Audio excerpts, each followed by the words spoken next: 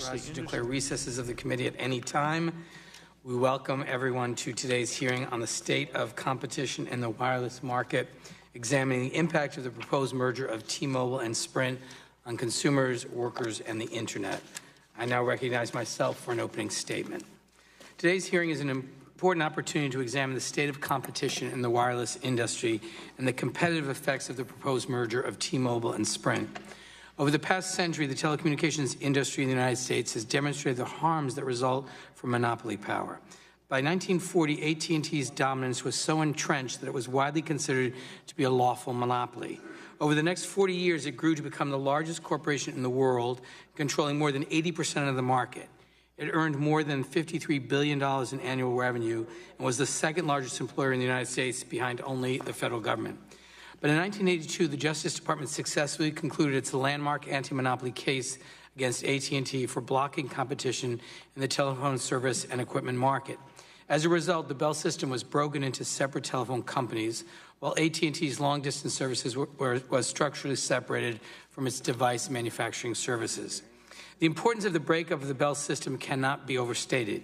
It facilitated an explosion of competition in long-distance markets, significantly lowered prices for consumers, improved products and services, and spurred the creation of new jobs. Perhaps most importantly, for purposes of today's hearing, the competitive pressure resulting from robust enforcement also led to the deployment of fiber deployment across the country, particularly much of the Internet's infrastructure. Ann Bingaman, the Assistant Attorney General of the Antitrust Division, testified before the subcommittee in 1994 that AT&T had copper wires across the country until competition entered that market, and when it did, Sprint and MCI laid fiber optic coast to coast, and AT&T, spurred by competition, followed them. And she noted then that there was no question that the speed of building the infrastructure for the nationwide Internet was years and years ahead of where it would have been in the absence of the breakup of AT&T.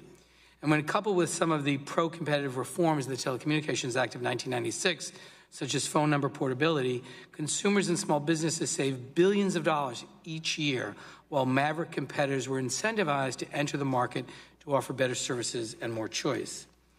But due largely to a retreat from aggressive antitrust enforcement over the past several decades, there are only 4 national carriers today. The proposed merger of T-Mobile and Sprint would shrink this market to just 3 national wireless carriers, resulting in the combined company controlling nearly a third of the wireless market. The merging parties claim that the transaction is necessary to deploy the next generation of broadband Internet across the country and to compete more vigorously with the 2 largest carriers, AT&T and Verizon. To their credit, both Sprint and T-Mobile have aggressively competed with the larger carriers over the past decade, resulting in lower prices and better policies for consumers. But I'm deeply skeptical that consolidation is the path forward to lowering prices, increasing opportunity, or unleashing competition in places around the country there is none today. First, the competition that has been driven by Sprint and T-Mobile over the past decade has occurred in the absence of consolidation, not because of it. Second, nearly a century of experience with telephone monopolies has taught us that the pressure of competition is critical to building out the nation's Internet infrastructure and improving quality for consumers. And finally, there is mounting evidence that additional consolidation in this market would likely give the combined company the incentive and ability to raise prices, lower wages, and abandon the policies that have benefited consumers over the past decade. Under both longstanding Supreme Court precedent and the horizontal merger guidelines, mergers that significantly increase concentration in highly concentrated markets are presumed to be illegal.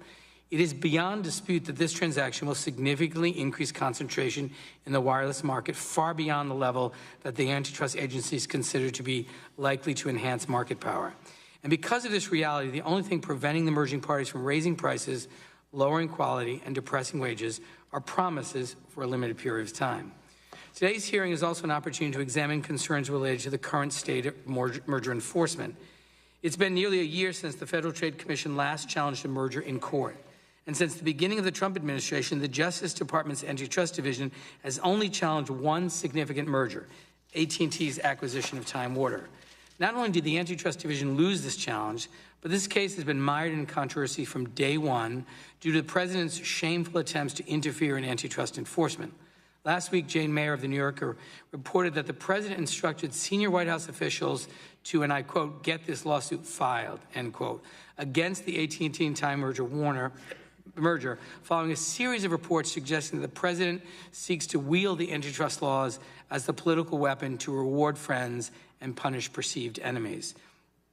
In response to this explosive report, Chairman Nadler and I are seeking the production of every communication and document related to this case. We must get to the bottom of whether the White House has weaponized our antitrust laws to punish enemies or reward friends, and we will. But most importantly, for purposes of today's hearing, the proposed merger of T-Mobile and Sprint is really a critical test. Is the antitrust division genuinely dedicated to promoting competition, or does it only oppose mergers when the White House tells it to do so? Finally, this proposed merger does not occur in a vacuum. Working families across the country are struggling to make ends meet. Parents lie awake at night wondering how they will be able to afford their child's insulin. People work double and triple shifts just to afford their health insurance deductibles and copays for prescription drugs. And for too many families, having as much as an extra $50 in the bank can be the difference between scrapping by to the next paycheck or having the heat turned off in the middle of a cold winter. Decades of consolidation throughout the economy has wiped out countless small businesses and hollowed out the middle class, resulting in record levels of inequality that have undermined social mobility in our country significantly. And during this period, corporations have converted monopoly rents into higher compensation for executives, and in the process driven down wages and made life unaffordable for many people. As Nobel Prize-winning economist Joseph Stiglitz has warned, and I quote, "We have become a rent-seeking society dominated by market power of large corporations, unchecked by countervailing powers, and the power of workers has been weakened, if not eviscerated," end quote. It's every stagnant paycheck, every surprise medical bill, every overpriced and overcrowded flight with hidden fees, every trip to the hospital where patients are forced to wait for hours and risk personal bankruptcy to receive medical care, and every astronomical telephone and cable bill that is accompanied by a forced arbitration clause and horrible customer service. These are all reminders that America's monopoly problem has fundamentally broken our economy and destroyed the American dream. We read stories of billionaires buying yachts that are furnished like palaces and as large as some elementary schools, while the brave men and women in uniform who fought for our country do not have access to affordable health care. The economic nightmare is exactly why Democrats promised Americans that we would crack down on corporate monopolies through a better deal on competition. Ending this moral crisis is a top priority for me as chairman of the Antitrust Subcommittee and a top priority for House Democrats to keep our promise to work for the people, to prevent big mergers that would harm consumers, workers, and competition. In closing, I thank our esteemed panel of witnesses for appearing before us today, and I very much look forward to all of your testimony. And I now have the privilege of recognizing the distinguished gentleman from Wisconsin, the ranking member, Mr. Sensenbrenner, for his opening statement. Thank you very much, Mr. Chairman, and I welcome the witnesses to today's hearing, which will examine the proposed T-Mobile-Sprint merger and its impact on the market and consumers. Let me say in the beginning that I am disappointed to hear the chairman put a partisan spin on this proposal even before we hear the testimony from the witnesses. I certainly, have not made up my mind on whether this proposed merger is in the public interest or not. This hearing will shed some light on it. But I do want to say that I don't think that antitrust questions should be partisan in nature whatsoever. I've been on this committee for 40 years, and there are very few of these proposals that the committee has examined where Republicans and Democrats have been divided from the get-go. On March 29, 2018, T-Mobile and Sprint announced a merger agreement that undoubtedly will change the telecommunications landscape. If approved, this $26.5 billion deal would combine the third and fourth largest wireless providers. While eliminating a competitor, the merger could put companies in a much stronger position to take on AT&T and Verizon, which have dominated the marketplace. If combined, T-Mobile and Sprint hope to improve service, innovate and expand their network into underserved and rural areas. I look forward to hearing from both CEOs on the implication of this merger as on the deployment of 5G. 5G is key to improving service with greater coverage, higher speeds, and increased data capacity.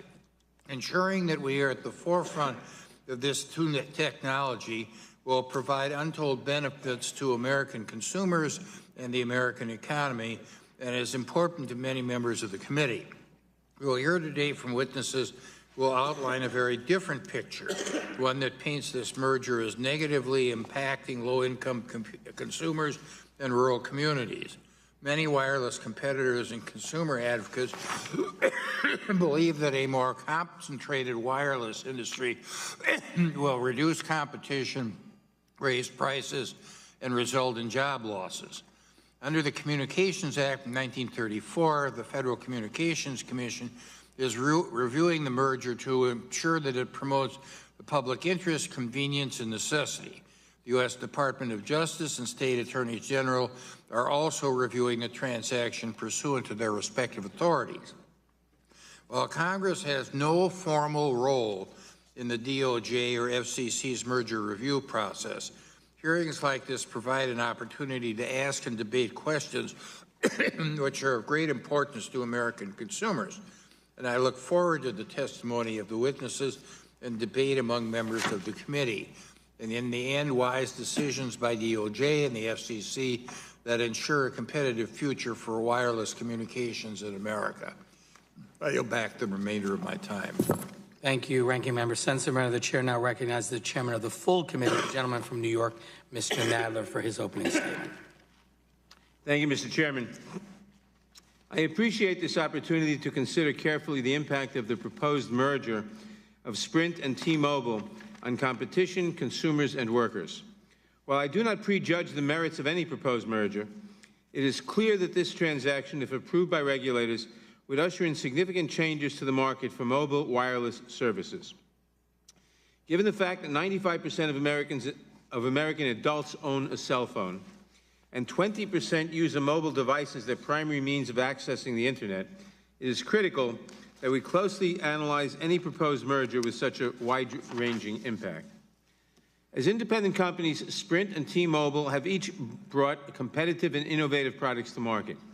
These products have not only benefited their customers, but have also benefited the customers of other wireless carriers whose own carriers have had to compete with both companies. For example, Sprint and T-Mobile's reintroduction of unlimited data plans in 2016 resulted in lower monthly bills and better Internet access for millions of consumers. These companies have also provided important services, such as competitive prepaid mobile wireless plans to some of our most underserved communities. These prepaid plans offer certain customers the ability to purchase wireless broadband and wireless cellular services without passing a credit check. I applaud both companies for their competitive efforts, for their ingenuity, and for serving consumers in every market. In considering their proposed merger, however, we must determine whether this proposed new combined company with a larger share of the marketplace would have less incentive to innovate and to compete with other companies. I am concerned about any merger that would significantly increase the concentration in a market that is already highly concentrated. There are only 4 national wireless carriers today: AT&T, Verizon, T-Mobile, and Sprint. As a result of this transaction, there would be only 3, each of which would control about a third of the marketplace, thereby dramatically altering the competitive landscape. Consequently, the combined Sprint and T-Mobile may no longer have any market-based incentive to lower prices and to offer pro-consumer policies once it becomes as large as the other 2 carriers. This, in turn, could harm other carriers' customers who have indirectly benefited from Sprint and T-Mobile's competition over the past decade. Concerns have been raised about the merger's impact on low-income consumers who often must rely on cheaper prepaid phones for their wireless service. Because the proposed transaction would also consolidate the market for these services, it may have disproportionately negative effects on low-income households. This would be particularly harmful in major cities with large populations of middle and low-income people, such as New York, which may experience even higher levels of concentration in the market for prepaid phones than in other regions. For their part, Sprint and T-Mobile offer a variety of justifications in support of this merger. They argue that the transaction would enable new T-Mobile, as the company would be called, to supercharge the market for wireless competition. Its increased scale, they argue, would lead to better quality of its network and would enable the development of innovative new products at dramatically faster speeds. Moreover, they believe that the merged company would be in a better position to compete with the other wireless giants and would push the other companies to offer better services to their customers. They also anticipate that the new company would expand its workforce and would invest up to $40 billion in the first 3 years after the merger. This may lead to the creation of more jobs, better policies for consumers, and new competition in the broadband marketplace, thanks to the faster deployment of a nationwide fifth-generation, or 5G, wireless network. These claimed benefits of the merger would be welcome developments for millions of employees and consumers. They should be viewed with a healthy skepticism, however, in light of numerous mergers we have seen in recent years that have made economic promises that were ultimately not borne out. That is one reason why I introduced the Restoring and Improving Merger Enforcement Act, legislation designed to prohibit the consideration of spurious, unverifiable economic efficiencies to justify anti-competitive mergers. Merging parties routinely justify anti-competitive mergers under the guise of corporate restructuring and other so-called efficiencies, which are generally code words for widespread layoffs and reduced wages and benefits for employees. Rather than create more efficient markets, waves of consolidation throughout the economy over the past several decades have imperiled the financial security of American workers and consumers. As a result, employers have immense power to reduce the wages, benefits, and economic mobility of workers, while consumers routinely pay higher prices for goods and services than they would in a more competitive economy. When combined with the precipitous decline of collective bargaining, this massive consolidation has shrunk the middle class and has increased income inequality through stagnant wages and less economic opportunity. Needless to say, I am pleased that state and federal regulators are closely scrutinizing this transaction to determine what impact it may have on on consumers and employees. And I appreciate Chairman Cicilline holding this hearing today so that members of this subcommittee may also examine the important questions that the proposed merger raises. I look forward to hearing from our large panel of expert witnesses, including the CEOs of both Sprint and T-Mobile, and I thank them for their participation, in particular those who have rearranged their schedules on several occasions to accommodate congressional conflicts that have arisen. I yield back the balance of my time. I thank the gentleman and now recognize the ranking member for a unanimous consent request. Mr. Chairman, I ask unanimous consent to put in the record a statement by the ranking member of the full committee, the gentleman from Georgia, Mr. Collins. Without objection. It is now my pleasure to introduce today's witnesses. Our first witness is John Legere, the Chief Executive Officer of T-Mobile. He has been named a top CEO by Glassdoor and was granted the Maverick in Leadership Award by Yale's Chief Executive Leadership Institute. Before his time at T-Mobile, Mr. Legere served as CEO of both Global Crossing and Asia Global Crossing, as well as head of Global Corporate Strategy and Business Development at AT&T. Mr. Legere received a bachelor's degree in business administration from the University of Massachusetts, a master's degree in science as an Alfred P. Sloan Fellow at the Massachusetts Institute of Technology, and additionally he received his master's of business administration degree from Fairleigh Dickinson University and completed Harvard Business School's Management Development Program. Our second witness is Marcelo Claure, the Executive Chairman of the Board of Sprint Corporation. Previously, Mr. Claure served as Sprint's Chief Executive Officer. He is also currently the Chief Operating Officer at SoftBank Group and CEO of SoftBank Group International. Mr. Claure was named a Young Global Leader by the World Economic Forum, as well as one of 42 individuals selected by the Carnegie Corporation as part of the Great Immigrants, the Pride of America initiative. He received both his BS in Finance and an honorary degree from Bentley University. Our third witness is the President of the Communication Workers of America, Christopher Shelton. He has worked with CWA since 1968, when he was elected as shop steward while working for New York Telephone. A native of the Bronx, New York, Mr. Shelton joined CWA's national staff in 1988 and has served in multiple positions representing locals throughout New York, New Jersey, and New England. Mr. Shelton was elected president of CWA at their 75th convention in 2015. The fourth witness on our panel is Gigi Sohn, a distinguished fellow at the Georgetown Law Institute for Technology, Law, and Policy, and a Benton Senior Fellow at Public Advocate. For 30 years, Ms. Sohn has worked to protect and promote competition policies that have made the internet more open, competitive, and affordable. Ms. Sohn previously served as counselor to Tom Wheeler during his tenure as chairman of the Federal Communications Commission. She received her BS from Boston University and her JD from the University of Pennsylvania Law School. Our fifth witness is Carmen Scarrato, Senior Policy Counsel with Free Press. Before working with Free Press, Ms. Scarrato served as Vice President of Policy as well as General Counsel at the National Hispanic Media Coalition and as a project supervisor with the Office of Legislative Affairs at the Department of Justice. She received her BA from New York University and her JD from the Villanova University School of Law. Our sixth witness is Carrie Bennett, General Counsel at the Rural Wireless Association. Since 1987, she has represented primarily rural wireless carriers, telephone companies, and cellular carriers before the FCC, the courts, and in Congress. She's a member of both the Federal Communications Bar Association and the American Bar Association and has published numerous articles on wireless and rural telecommunications issues. She received her BA from North Carolina State University and her JD from the Columbus School of Law at Catholic University.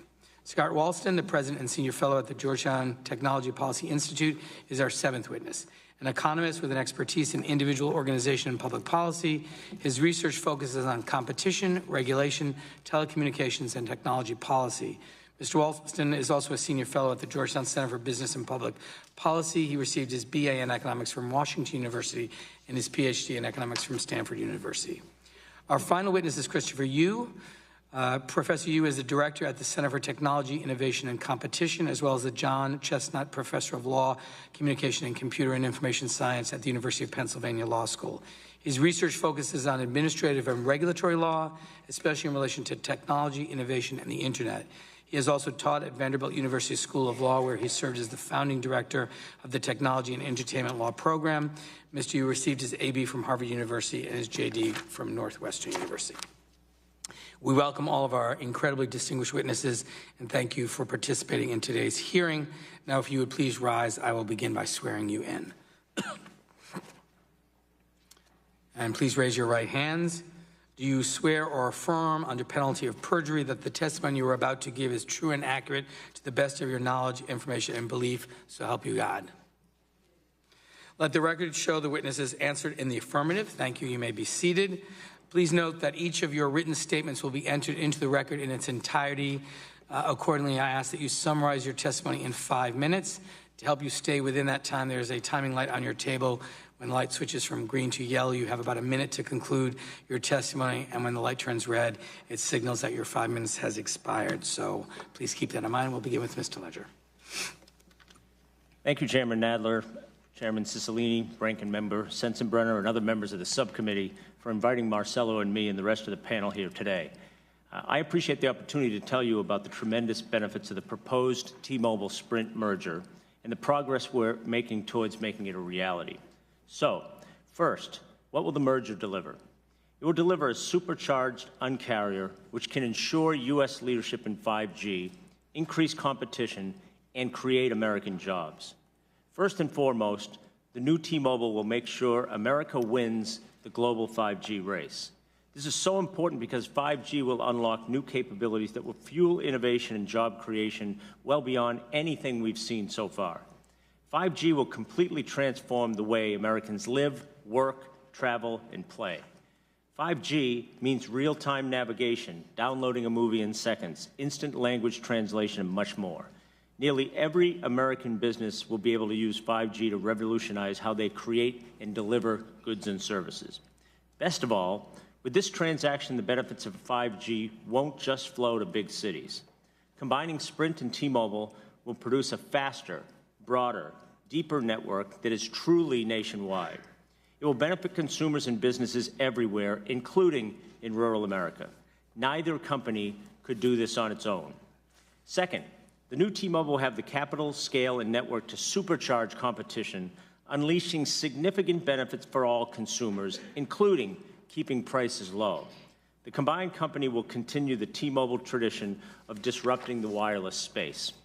And we will disrupt in-home broadband with the new wireless mobile and in-home broadband options, offering average download speeds of 100 megabits or greater to 90% of the United States population by 2024, and thus creating a new broadband option for millions of Americans who have none, and freeing millions from the stranglehold of big cable. Budget-conscious customers use the most data, as many of them rely on their phones as their main point of access to the internet. That means they have the most to gain when data costs less. new T-Mobile will offer a much-needed new bridge across the digital divide. Our opponents are wrong when they claim the merger will lead to higher prices. In fact, the opposite is true. The massive increase in our network capacity and huge reductions in our cost to deliver our services will enable the new T-Mobile to win customers through lower prices and better services. And it's in my business plan to do just that. I'm so confident that this merger will lower prices that we've committed in writing to the regulators that we will make available the same or better rate plans as those currently offered by T-Mobile to Sprint for the next 3 years. Third, this merger will be a tremendous jobs creator at new T-Mobile and across our country. Our merger will be jobs positive from day one and going forward. In the first year, we will have thousands more employees than the standalone companies combined. By 2024, we will have 11,000 more employees. Our critics are wrong about the impacts on jobs. I've looked at their arguments and supposed analysis, and they do not make sense, and they ignore the facts. They don't account for any areas where jobs will grow, like new customer experience centers, enterprise services, broadband and media, and network build and integration. We've heard this story before. They said we would cut 10,000 jobs when T-Mobile merged with Metro PCS. In fact, we expanded jobs by tens of thousands. Let me say this to every T-Mobile and Sprint employee working in one of our stores today. Each of you will be offered a job with the new T-Mobile. Make no mistake, opponents of the transaction are fear-mongering about job losses and price increases in a desperate effort to maintain the status quo. They know that blocking this transaction will only entrench the incumbent Big Two wireless carriers and Big Cable, and that's their goal. Opponents and their backers are terrified of the competition that a supercharged Un-carrier will bring. On the other hand, many have already recognized the tremendous benefits of this merger. CFIUS and Team Telecom have completed their national security review and approved the transaction. 16 of 19 state regulatory commissions have completed their reviews and found the transaction to be in the public interest. And over 200 organizations, companies, government officials, and community leaders publicly support the transaction. I'm particularly honored that Congressman Eshoo, Congressman Long, and 11 other members have signed a bipartisan letter of support. To those that doubt us, I would simply say this. We are the Un-carrier. My management team and I believe in delivering on our promises, and we know if we do not, we will lose the credibility and trust of our customers and employees. I can promise to you the new T-Mobile will deliver for consumers, American workers, and for our country. Thank you, and I look forward to answering your questions. Thank you, Mr. Ledger. Mr. Clary is now recognized for 5 minutes. Thank you. Chairman Cicilline, Ranking Member Sensenbrenner, and members of the subcommittee. It's truly an honor to be here, and I'm grateful for the opportunity to speak to you. I would like to take this opportunity to explain why Sprint's proposed merger with T-Mobile will be great for the American consumers, will be great for Sprint employees, and more importantly, it's going to be great for our country. I'll go into details in a moment, but before I do so, I want to tell you a little about me. First, I'm an immigrant. I immigrated to the United States as a young man from Bolivia. I had very little money. I went to a small but great university in Boston, and I received a priceless education. Second, I'm an entrepreneur. After I graduated, I founded a company called Brightstar. I started selling phones out of my car, and I gradually grew Brightstar into the largest mobile phone distribution and supply chain company in the world. We worked hard, we grew to over $10 billion in sales, and we had thousands of employees all over the world. I'm most proud that we made Brightstar the largest Hispanic-owned company in U.S. history. In 2014, I sold my business, Brightstar, to SoftBank. After that, I immediately became Sprint's CEO. At that time, Sprint, the proud Kansas company, was near financial ruin. In 2013, the company had lost over $5 billion, and in the previous 10 years, Sprint had lost over $25 billion, and we had approximately $31 billion in debt. A great company with tens of thousands of jobs across the U.S. was at risk. Beginning in 2014, we undertook a massive and painful transformation of the company. We worked very hard from the ground up. We reduced our expenses by close to $6 billion through cost reductions, employee layoffs, and some unwanted transfers of jobs overseas. We didn't want to, but we had to do that to save Sprint. Today, Sprint is no longer in financial dire straits, but we still do face serious challenges. Despite our success, we were unable to fix our main challenge, the quality of our network. We could not fix our network because of our poor financial situation and our lack of low-band spectrum. Because of our network quality issues, Sprint still struggles to attract lots of customers, and many customers that we acquire today live at a faster pace than our competitors. Customers today are not willing to sacrifice quality. Today, the U.S. wireless market has become a duopoly. Verizon and AT&T has close to 70% market share, and they control over 93% of the cash flow generating in our industry. As a result, there's no way that we can invest and be able to compete at the same level. Today, America and the world is at a technological inflection point. Over the next few years, 5G, a new standard of connectivity, will completely change the way we connect.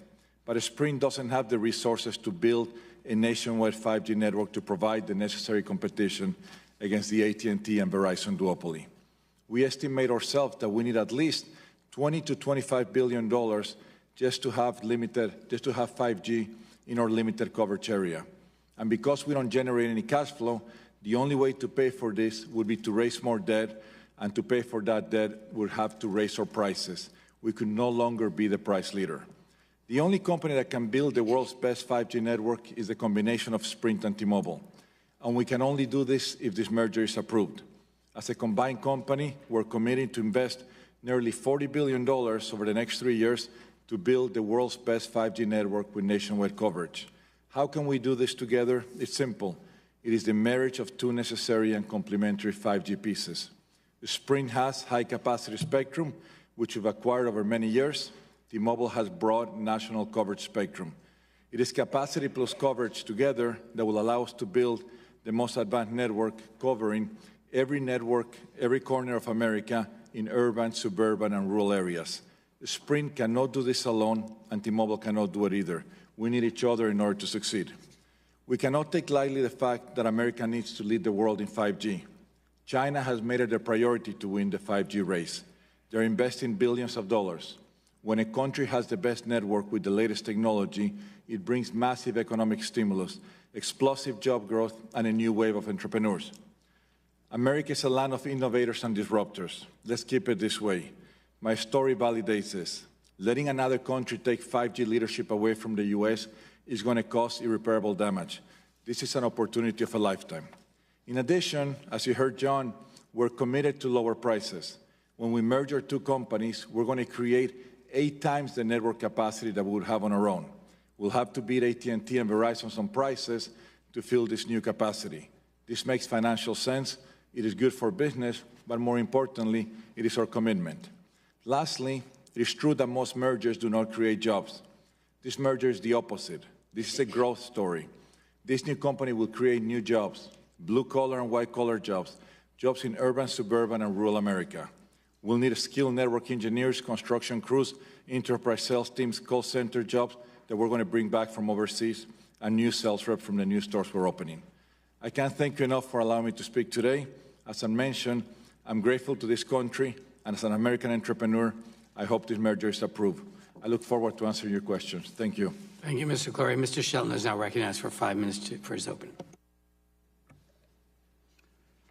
Chairman Cicilline, Ranking Member Sensenbrenner, Chairman Nadler, Ranking Member Collins, members of the committee. My name is Chris Shelton. I'm the president of the Communication Workers of America. We represent 700,000 employees in telecommunications and other industries, including more than 45,000 in the wireless industry.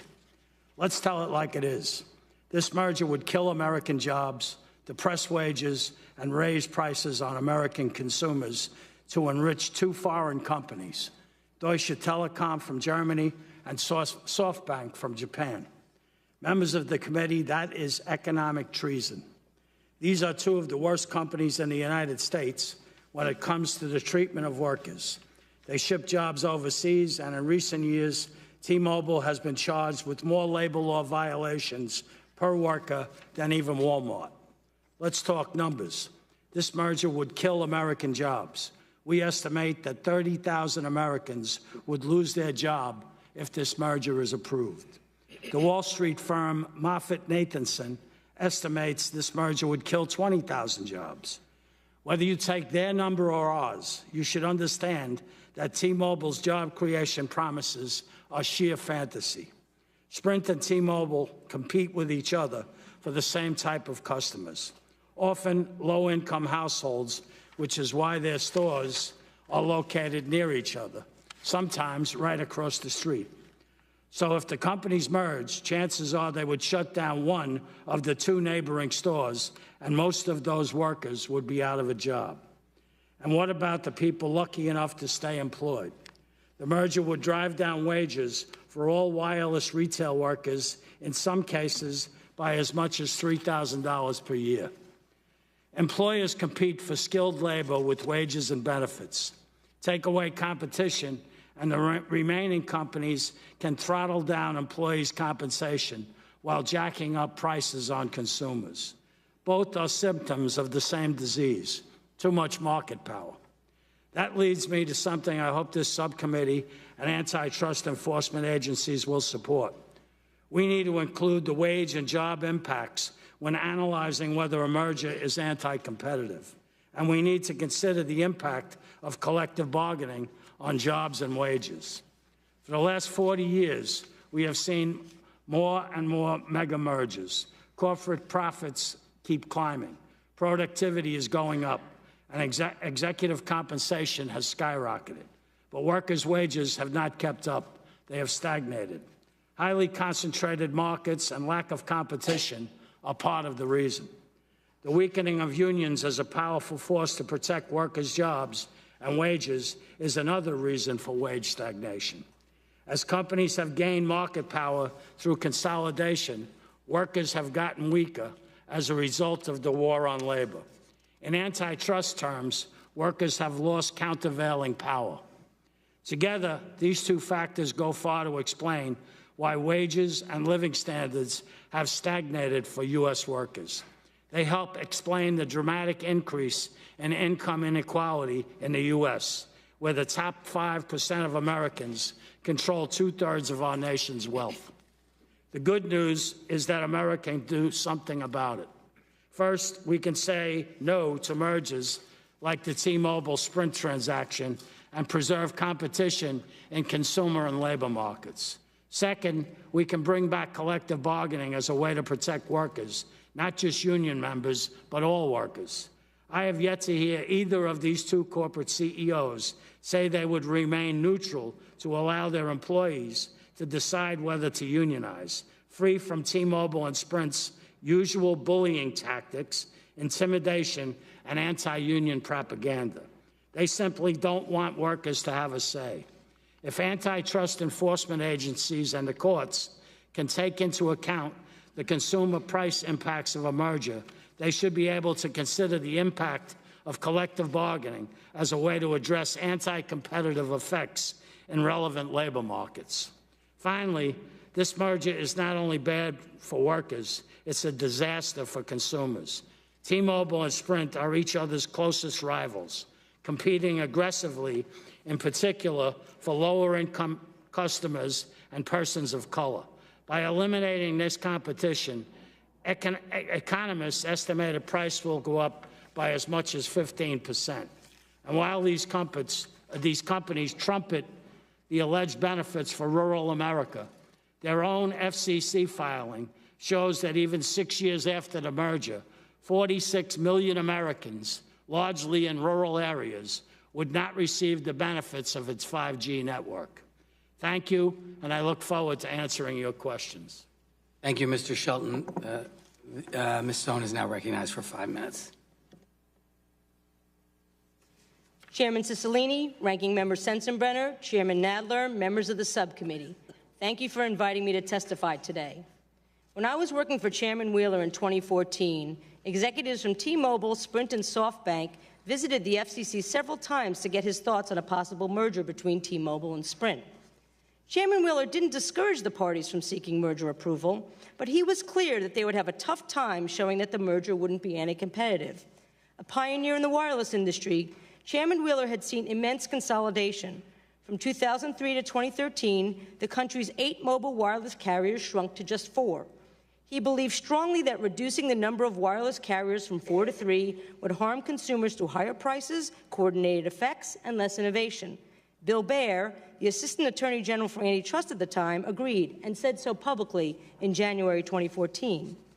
Later that year, after the parties abandoned the deal, Chairman Wheeler said, "Foreign national wireless providers are good for American consumers. Sprint now has an opportunity to focus their efforts on robust competition."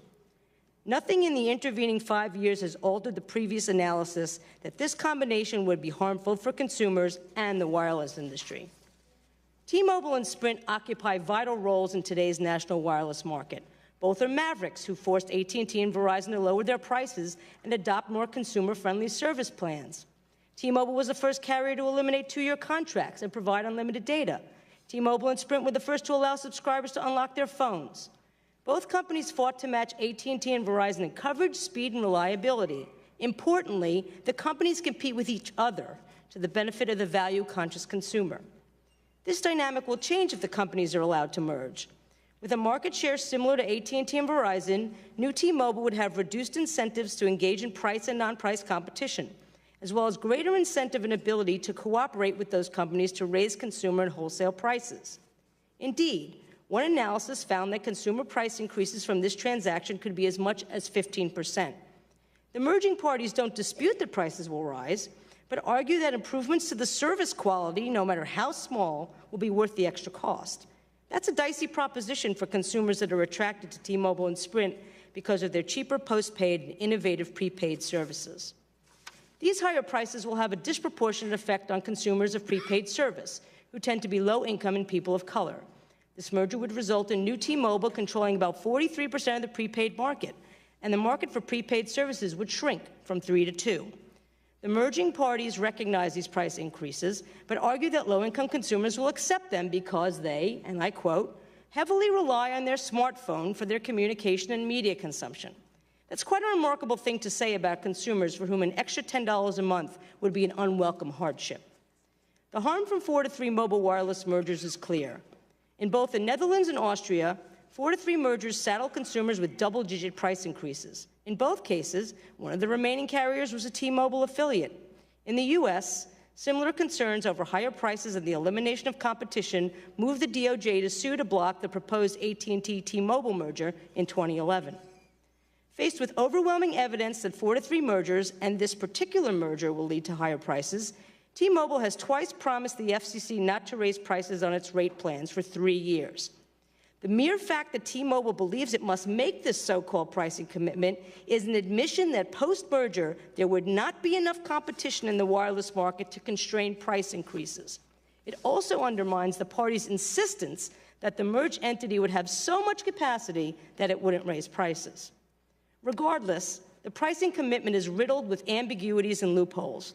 Neither the FCC nor the DOJ is capable of overseeing this kind of price regulation. My written testimony argues that the purported benefits of this merger, faster 5G rollout, increased rural coverage, and more jobs are speculative, non-merger specific, and non-cognizable, and in any event wouldn't outweigh the merger's harms.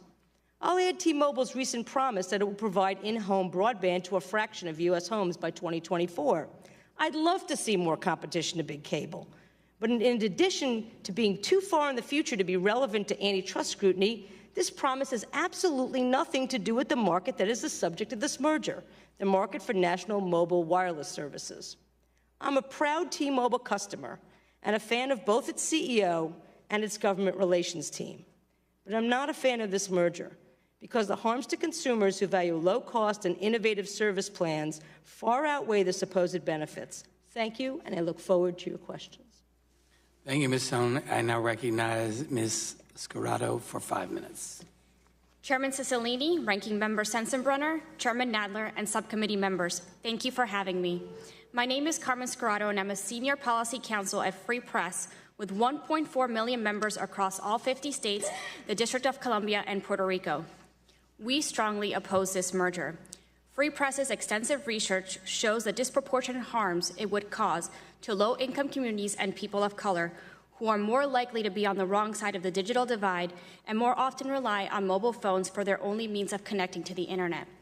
While my organization signed protective orders at the FCC to assess the merger applicants' data and claims, I am not a signatory. That means everything I say today is based on publicly available data. But let me be clear. No matter where we look, nothing about this deal's benefits, all of which are speculative and unenforceable, offset its immediate and permanent harms. Sprint and T-Mobile and their prepaid brands Boost, Virgin, and Metro are the dominant providers of mobile service for low-income people. More than 30% of Metro and Boost subscribers report yearly incomes of $25,000 or less. Due to structural and systemic racism, people of color are disproportionately represented in these demographics. T-Mobile and Sprint customers are far more likely to be people of color than are AT&T and Verizon's. 56% of T-Mobile subscribers in 2018 identified as people of color, as did 45% of Sprint's. The reason that members of these communities choose Sprint and T-Mobile is very clear. Their plans cost less. As our research confirms, these two carriers compete with one another vigorously. They are each other's closest competitors. They serve price-conscious customers that AT&T and Verizon are content and able to ignore. Both T-Mobile and Sprint have been mavericks, taking customers from each other and from the big two carriers as well, after the government rejected previously proposed horizontal mergers like this one. My full testimony touches on T-Mobile's inflated 5G efficiency claims and exaggerated rumors of Sprint's death used to justify this deal. But I'll focus my remaining time on 3 facts illustrating the harms to these most impacted communities. First, no matter how antitrust enforcers define the product markets, this deal would consolidate already highly concentrated markets, and it would eliminate choice for customers who want or need to pay less for essential communication services. Our FCC filings document how T-Mobile and Sprint's prepaid and postpaid brands compete, countering each other's innovations and offers in ways that benefit price-conscious customers and exert some discipline on Verizon and AT&T as well. T-Mobile and Sprint both offer lower price options than their larger rivals. Don't believe the party's funny math suggesting that having fewer competitors somehow strengthens competition. This is a 4-3 merger nationally and closer to a 3-2 in the prepaid market. It would reduce choice for all lower price plans that don't require customers to pass discriminatory credit checks or finance devices through the carrier. Second, the merger would increase prices. In their filings, Sprint and T-Mobile don't even hide the likelihood that prices would go up for their postpaid and prepaid customers alike. That's right. Their own economic models say prices would go up. T-Mobile's price pledge is riddled with loopholes and does nothing to allay this concern. T-Mobile announced that legacy plans would continue, and I quote, for 3 years, or until better plans that offer a lower price or more data are made available. This mockery of a promise is meaningless. Prices will stay the same, unless, of course, T-Mobile decides to raise them.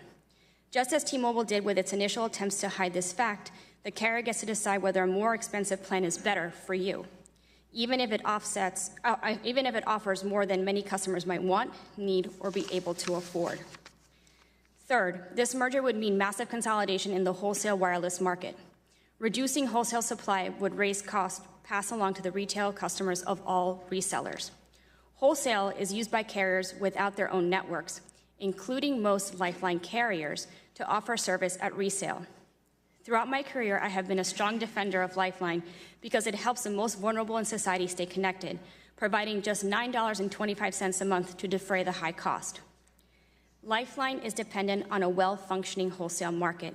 Consolidation would further widen the quality gap between wireless Lifeline offerings and non-subsidized plans. In sum, you should closely scrutinize the too-good-to-be-true claims made by these two companies. You should also consider the real-world impacts on communities that struggle with high price of connectivity and often find themselves on the wrong side of the digital divide. Thank you, and I look forward to your questions. Thank you very much. The chair now recognizes Ms. Bennett for 5 minutes. Chairman Cicilline and Ranking Member Sensenbrenner and members of the subcommittee, my name is Carrie Bennett, and I'm here on behalf of the Rural Wireless Association. Thank you for this opportunity to testify today on the impact the proposed T-Mobile-Sprint merger will have on rural Americans. RWA opposes this merger. This merger is bad for competition. It is bad for consumers, especially in rural areas, who will experience fewer choices, price increases, and substandard service. It should be denied. T-Mobile has had more than 20 years to build out in rural America. Let's face it, T-Mobile is making a lot of promises about how it will expand coverage in rural America and improve service for these Americans. But based on its track record, we have no reason to believe that it will do so. I'm going to run through 4 areas of concern. First, roaming. Roaming arrangements are important to rural Americans. Roaming keeps urban, suburban, and rural Americans connected. Sprint has historically worked with rural carriers to ensure rural Americans have robust wireless service. T-Mobile is not. According to our members, T-Mobile's roaming rates are 20 times higher than Sprint's, and T-Mobile's existing roaming agreements are one-sided. T-Mobile will frequently enter into unilateral agreements under which a rural carrier's subscribers can roam on T-Mobile's network with no possibility of T-Mobile subscribers roaming on the rural carrier's networks. In such cases, T-Mobile has simply chosen to deprive T-Mobile's own customers of coverage in rural areas, rather than pay the rural carrier for the network access. This means that in those areas, T-Mobile's customers cannot be reached and are basically off the grid.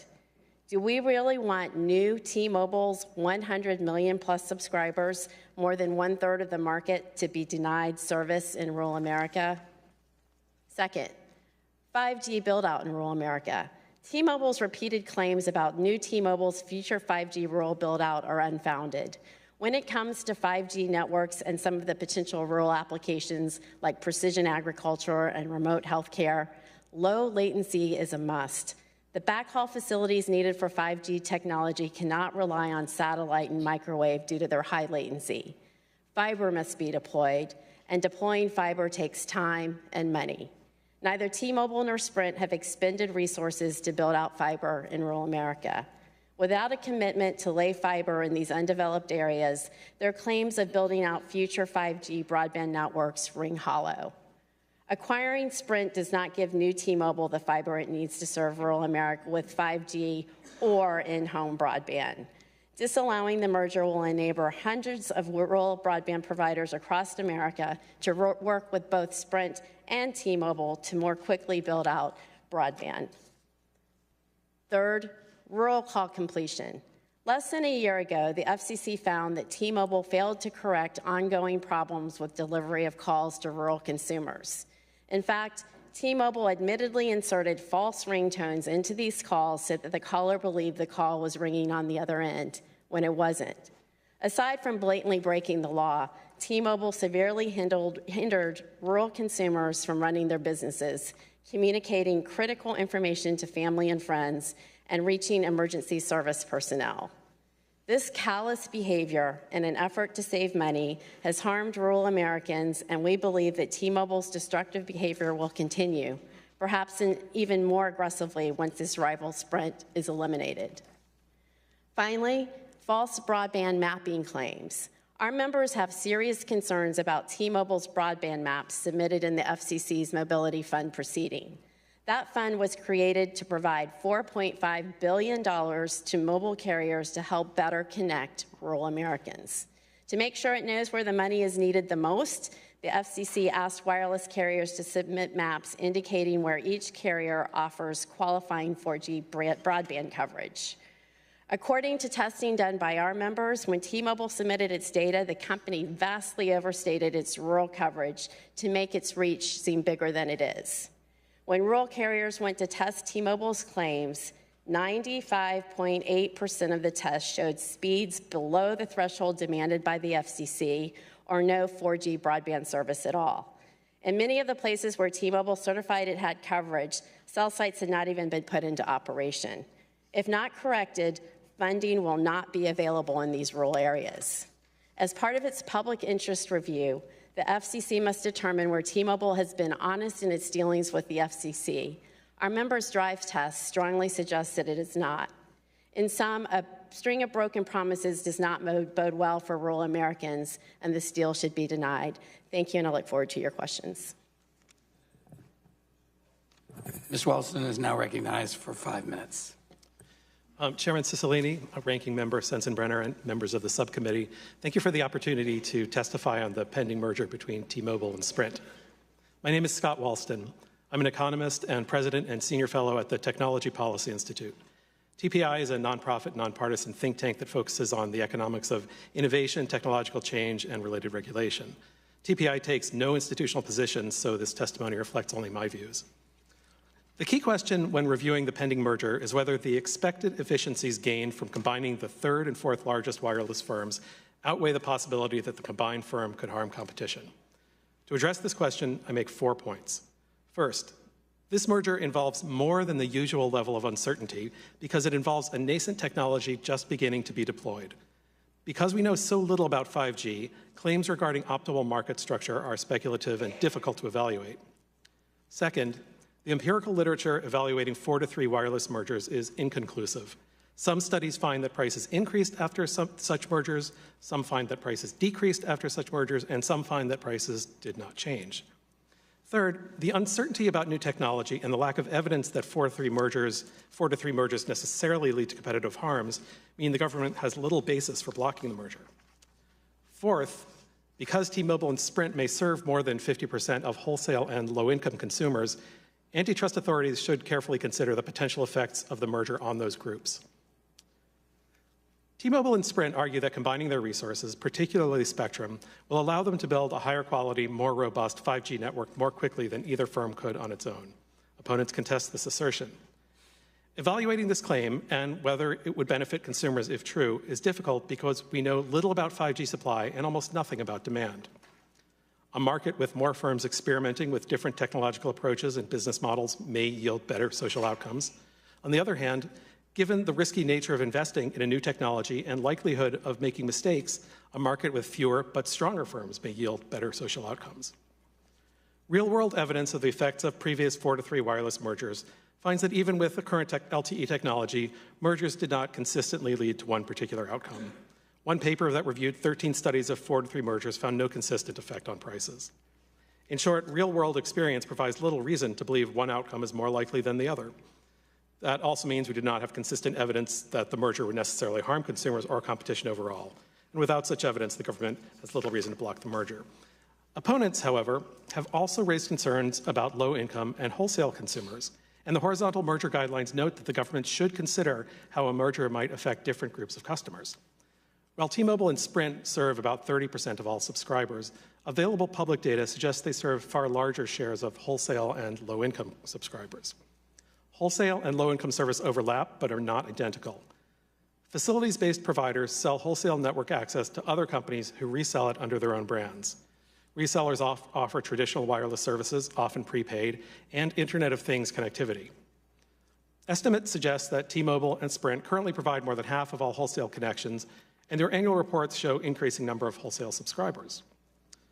Low-income subscribers probably rely disproportionately on prepaid plans, but not all prepaid plans rely on wholesale networks, and not all wholesale-based plans are prepaid.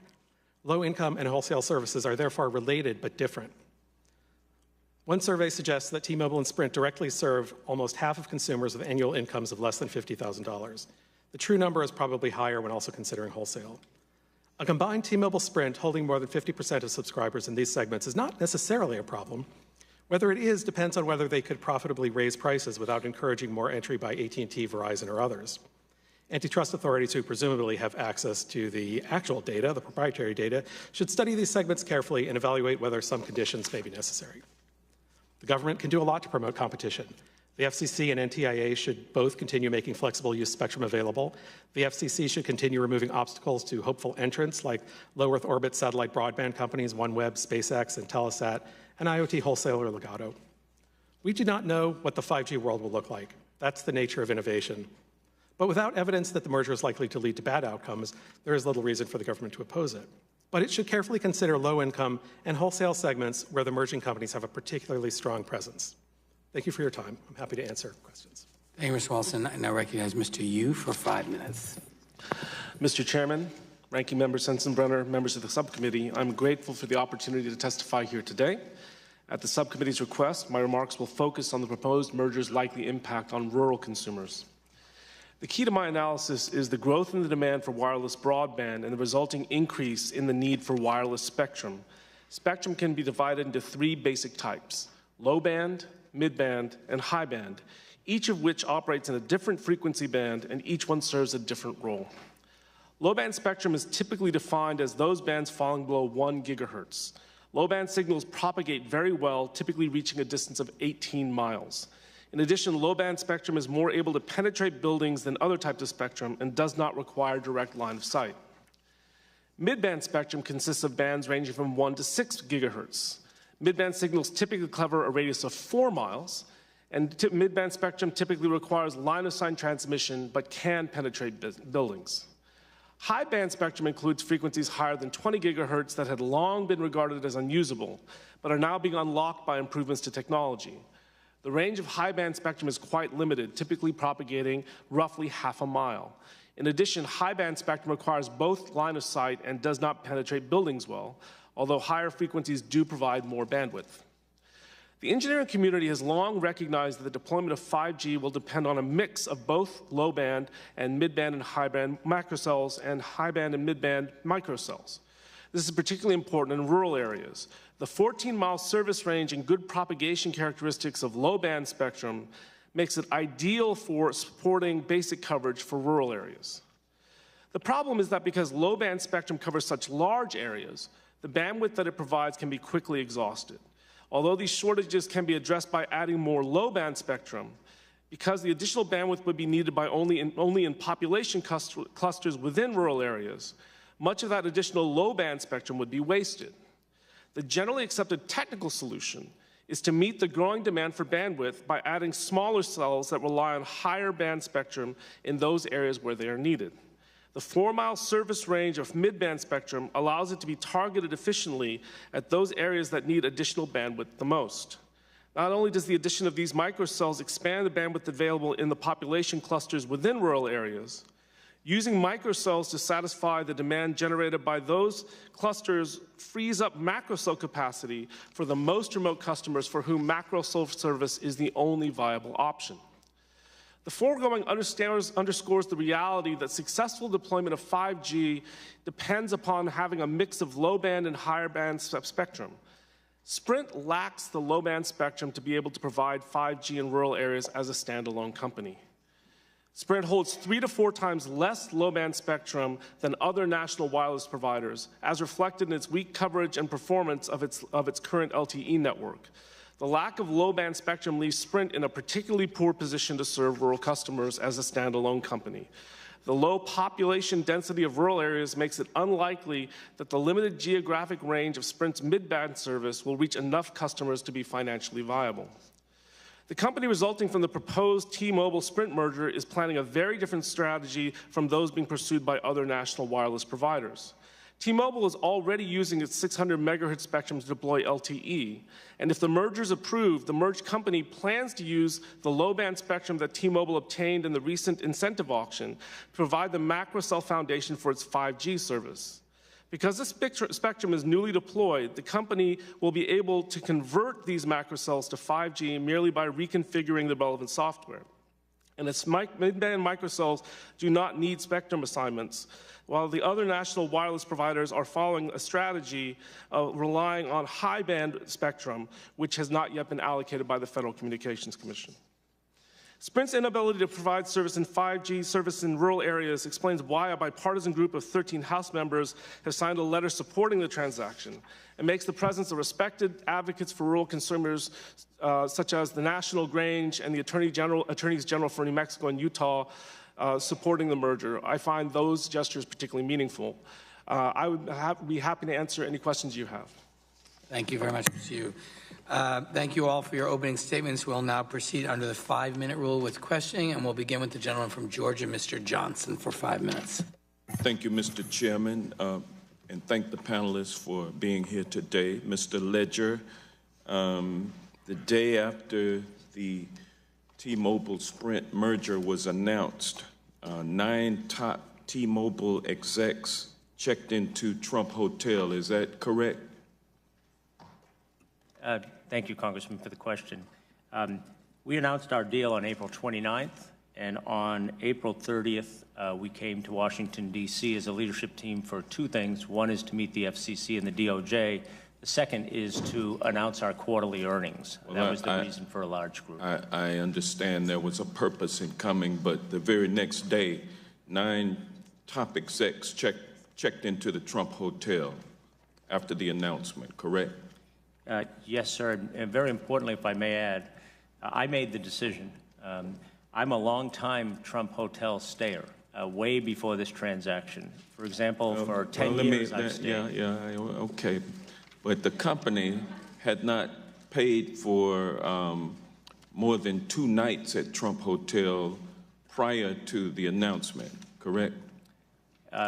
Sir, the Trump Hotel was only in existence for about a year, and frankly, we had no reason to be the here. bottom line, though, is that, only 2 nights had been paid for by T-Mobile prior to the announcement, correct? At the Trump DC, but not counting Trump DC tons hotel. of other hotels. Trump DC sir, hotel. But now let me, because I'm running out of time now. And since the announcement, $195,000 has been spent by T-Mobile at Trump Hotel, Washington. Is that true?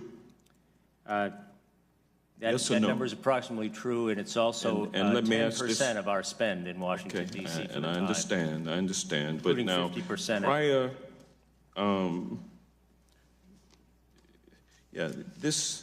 do you see how that looks? In other words, you don't spend any money at Trump Hotel 2 nights, and then after the merger, you spend $195,000 at the Trump Hotel?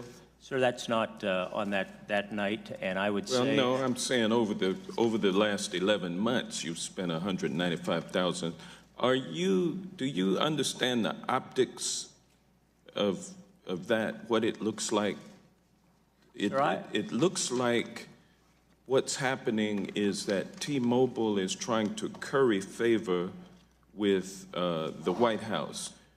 Did it occur to you that members of the public, members of Congress, the FCC, and President Trump himself, did it occur that we would all see that expenditure as an attempt by T-Mobile to gain acceptance by Donald Trump and his administration? Congressman, I was and I am 100% sure that this deal will be judged by the FCC and the DOJ. But I'm just talking about the optics of what happened. The optics of me staying at the Trump Hotel haven't changed for 10 years. Well, so, I appreciate that. It kind of doesn't pass the smell test with the American public. It looks like you're trying to purchase influence. It looks like could be a violation of the Emoluments Clause of the United States Constitution. Let me ask you this question. Do you know if the Trump organization or the Trump campaign or the Trump administration has attempted to contact the Justice Department to talk about this merger? Sir, I have no information of that at all. Do you know, has T-Mobile had any discussions with the Trump organization or the Trump campaign or the Trump administration about approving this merger? I have not, and I'm not aware of any discussions by my organization. Mr. Clary, your company contracts with broadband providers, isn't that true? I don't understand your question. Well, okay. The Rural Wireless Association contracts with Sprint and T-Mobile for the use of their towers when rural wireless customers are roaming. Is that correct? The gentleman's time has expired, but the witness may answer the question. That is correct. We provide service to rural carriers. And those contracts will soon be expiring with those rural carriers. Is that correct? That is incorrect. Most of the contracts have self-renewal, and they're in different timelines. All right. Thank you. Thank you. The chair now recognizes the ranking member, Mr. Sensenbrenner, for 5 minutes. Thank you very much, Mr. Chairman. Where Mr. Ledger and T-Mobile employees stay when they come to Washington really has no relationship whatsoever to whether or not this proposed merger is in the public interest or is not. And let me say, I'm kind of embarrassed, sitting here listening to the gentleman from Georgia's line of questions, particularly since the FCC is an independent agency. It is not a part of the administration, and the commissioners of the FCC are supposed to act independently based upon the data and the information and the testimony that is presented to them. Now, having said that, and, I certainly will stand up for the independence of the FCC and these other independent agencies, let's get down to whether this merger is in the public interest or not. So I want to ask the two CEOs, particularly Mr. Ledger. I've been on this committee for as long as I've been in Congress, which is 40 years. I've worked on antitrust questions, including the mixed up AT&T divestiture of the early 80s, which was supposed to divide things up and ended up putting things more back together than they were beforehand. But I come to the conclusion that European countries tend to put much more emphasis on whether a company is too big and stifles competition, whereas here we focus on what's best for the consumer. So, obviously going to 4 to 3, may stifle competition, it may not, but that's not what American antitrust law has been about. So anybody that talks about 4 to 3 mergers and things like that in Europe, it's an entirely different law, and we ought to realize that.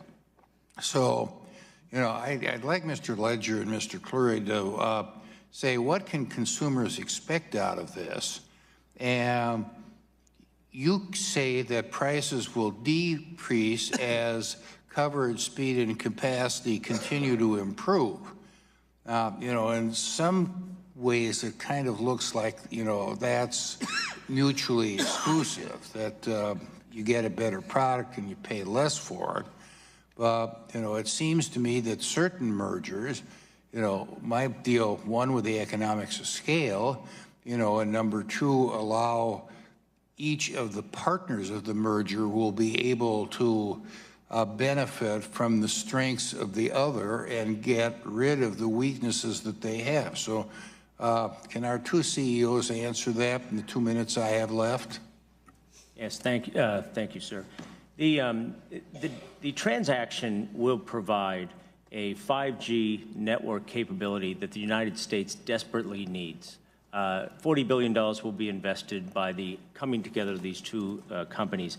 A merger usually is fearful. Airlines are used many times where airline mergers got us less supply, less leg room, more fees, higher prices. And in this case, supply will go up dramatically.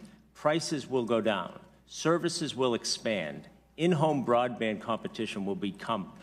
Rural coverage will expand, rural competition will expand, and jobs will go up. So every piece of what is good for consumers happens in this transaction. Can you tell me what all these things have to do with where you stay when you come to D.C.?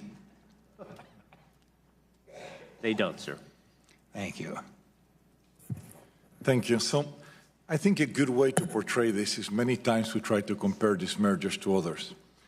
There has never been a merger in wireless where by mixing two companies, because of our unique spectrum position, that you're going to create 8 times the capacity. So therefore, nobody can stand here and say that we're going to increase prices. When you have anything that you increase the capacity by 8 times, we have an economic interest to basically fill that capacity. And the only way the American consumer will move, AT&T and Verizon customers will move, is by us lowering prices. It's that simple. It's not what John or what I say. It's we have an economic necessity as part of our business plan to lower prices to fill that capacity, which is going to be 8 times what we would have if we were standalone. And the reason why is that is because our spectrum holdings are able, when put together, create 8 times the capacity. 3 seconds. I yield back. Thank the gentleman for yield back. I now recognize the gentlelady from Washington. Thank you, Mr. Chairman, and thank you to our panelists for being here today. I have been following this proposed merger closely because T-Mobile is just outside of my district and many of the workers are in my district. And I know, Mr. Ledger, that you've requested a meeting with my office, and we've reached out, and we hope to do that next week. And I do want to say to the gentleman from Wisconsin that there is actually reason to look at this question of what happened at the Trump hotels, because it has been clear from quite a bit of reporting that President Trump appears to have involved himself in the AT&T-Time Warner merger, and we want to make sure that that is not happening today. So I do want to refer to the letter that Senator Warren and I sent to you, Mr. Ledger, and also to thank you for your very prompt response to that letter. And so let me just run through this quickly and give you a chance to just give me quick answers on this, because I want to turn to the content of the merger after this.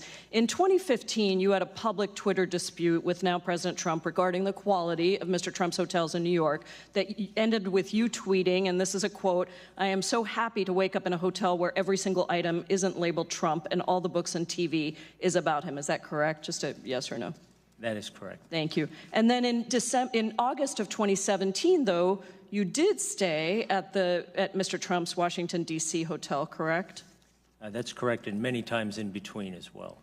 And then last April, you announced the merger. It was actually just once that, according to your letter that you responded to me, it was once between then and April when you announced the merger with Sprint, and you knew that the merger couldn't go forward without approval. And so you stayed there one time, according to this letter you sent me, between August and April. Is that correct? Yes, that's true. I had much less reason to be coming to Washington, and I hope that time returns at some point.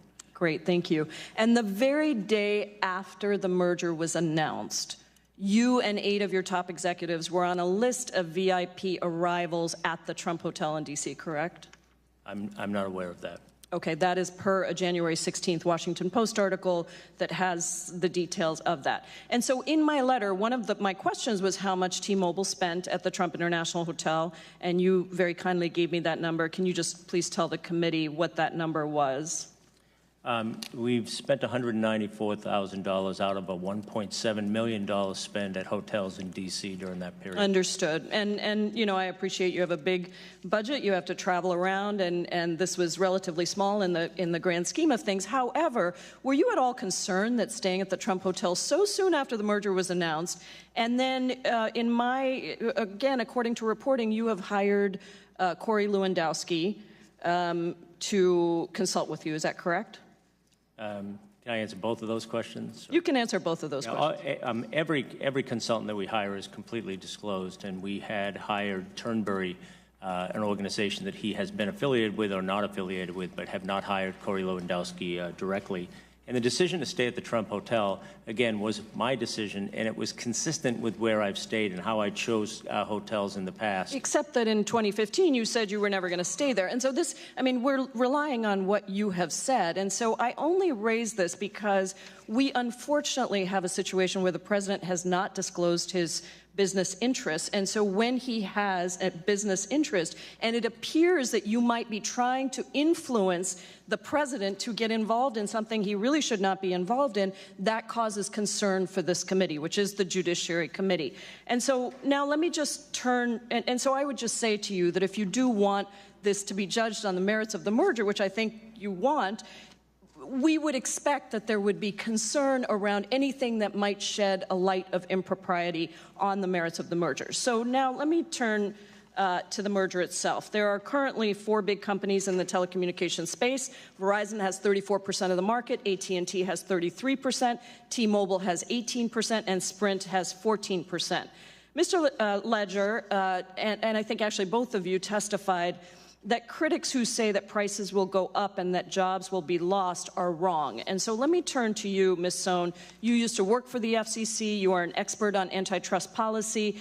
And I would like to ask you, is it your opinion that moving from 4 companies to 3 will make the telecommunications market more competitive? No, it will make it less competitive, and it will raise prices on consumers, as the FCC's record shows. Mr. Ledger makes a lot of promises, but as the Senate said, as 9 senators said in an 18-page single-space letter, A dynamic CEO is not a legal commitment. Yeah, Congresswoman, that's just false. I'm sorry, Mr. Ledger, it is my It's just time. false. It is my time. I just wanted to end my testimony by saying that both the Netherlands and Austria underwent 4 to 3 mergers in the mobile wireless space. Both saw price increases. And, Mr. Chairman, I ask for unanimous consent to enter into the record both my letter with Senator Warren to Mr. Ledger and his response back to us. Without objection. Thank you. Mr. Chairman, I recognize the gentleman from Florida, Mr. Gates, for 5 minutes. Thank you, Mr. Chairman.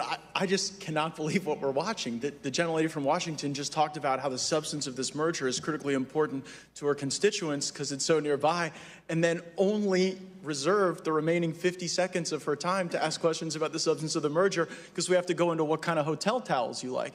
I guess I should confess. I once said I would never stay in a La Quinta again, and I have stayed in La Quinta subsequently. So presumably that is of some relevance.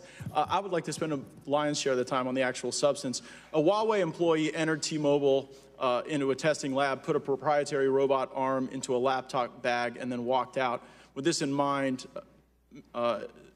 Mr. Ledger, does T-Mobile currently have any Chinese equipment in its existing network? Do you plan to use Huawei in the new T-Mobile G5 network?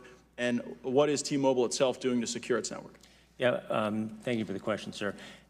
T-Mobile has no Huawei or ZTE in the core of its network. We have no Huawei or ZTE plans. They will not be in our network now or ever. There was a robotic arm that was stolen in a lawsuit that we filed with Huawei, and we're very pleased for the things that the government is doing to ensure the safety around Huawei. Ms. Bennett, do your members contain Huawei or ZTE equipment? Yes, we have about 25% of our members have those 2 Chinese vendors in their networks.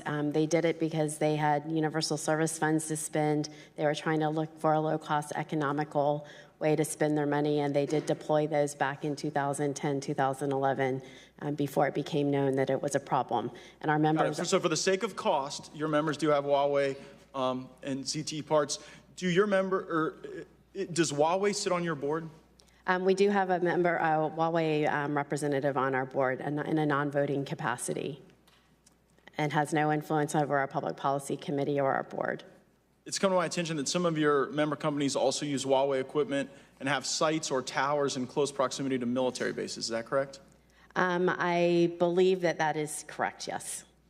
And so as we move to 5G, what plans do your member companies have to remove Huawei equipment, and how quickly do you plan to address the national security concerns that these questions raise going forward? It's a very good question, and thank you. We plan to do what the federal government says that we should do.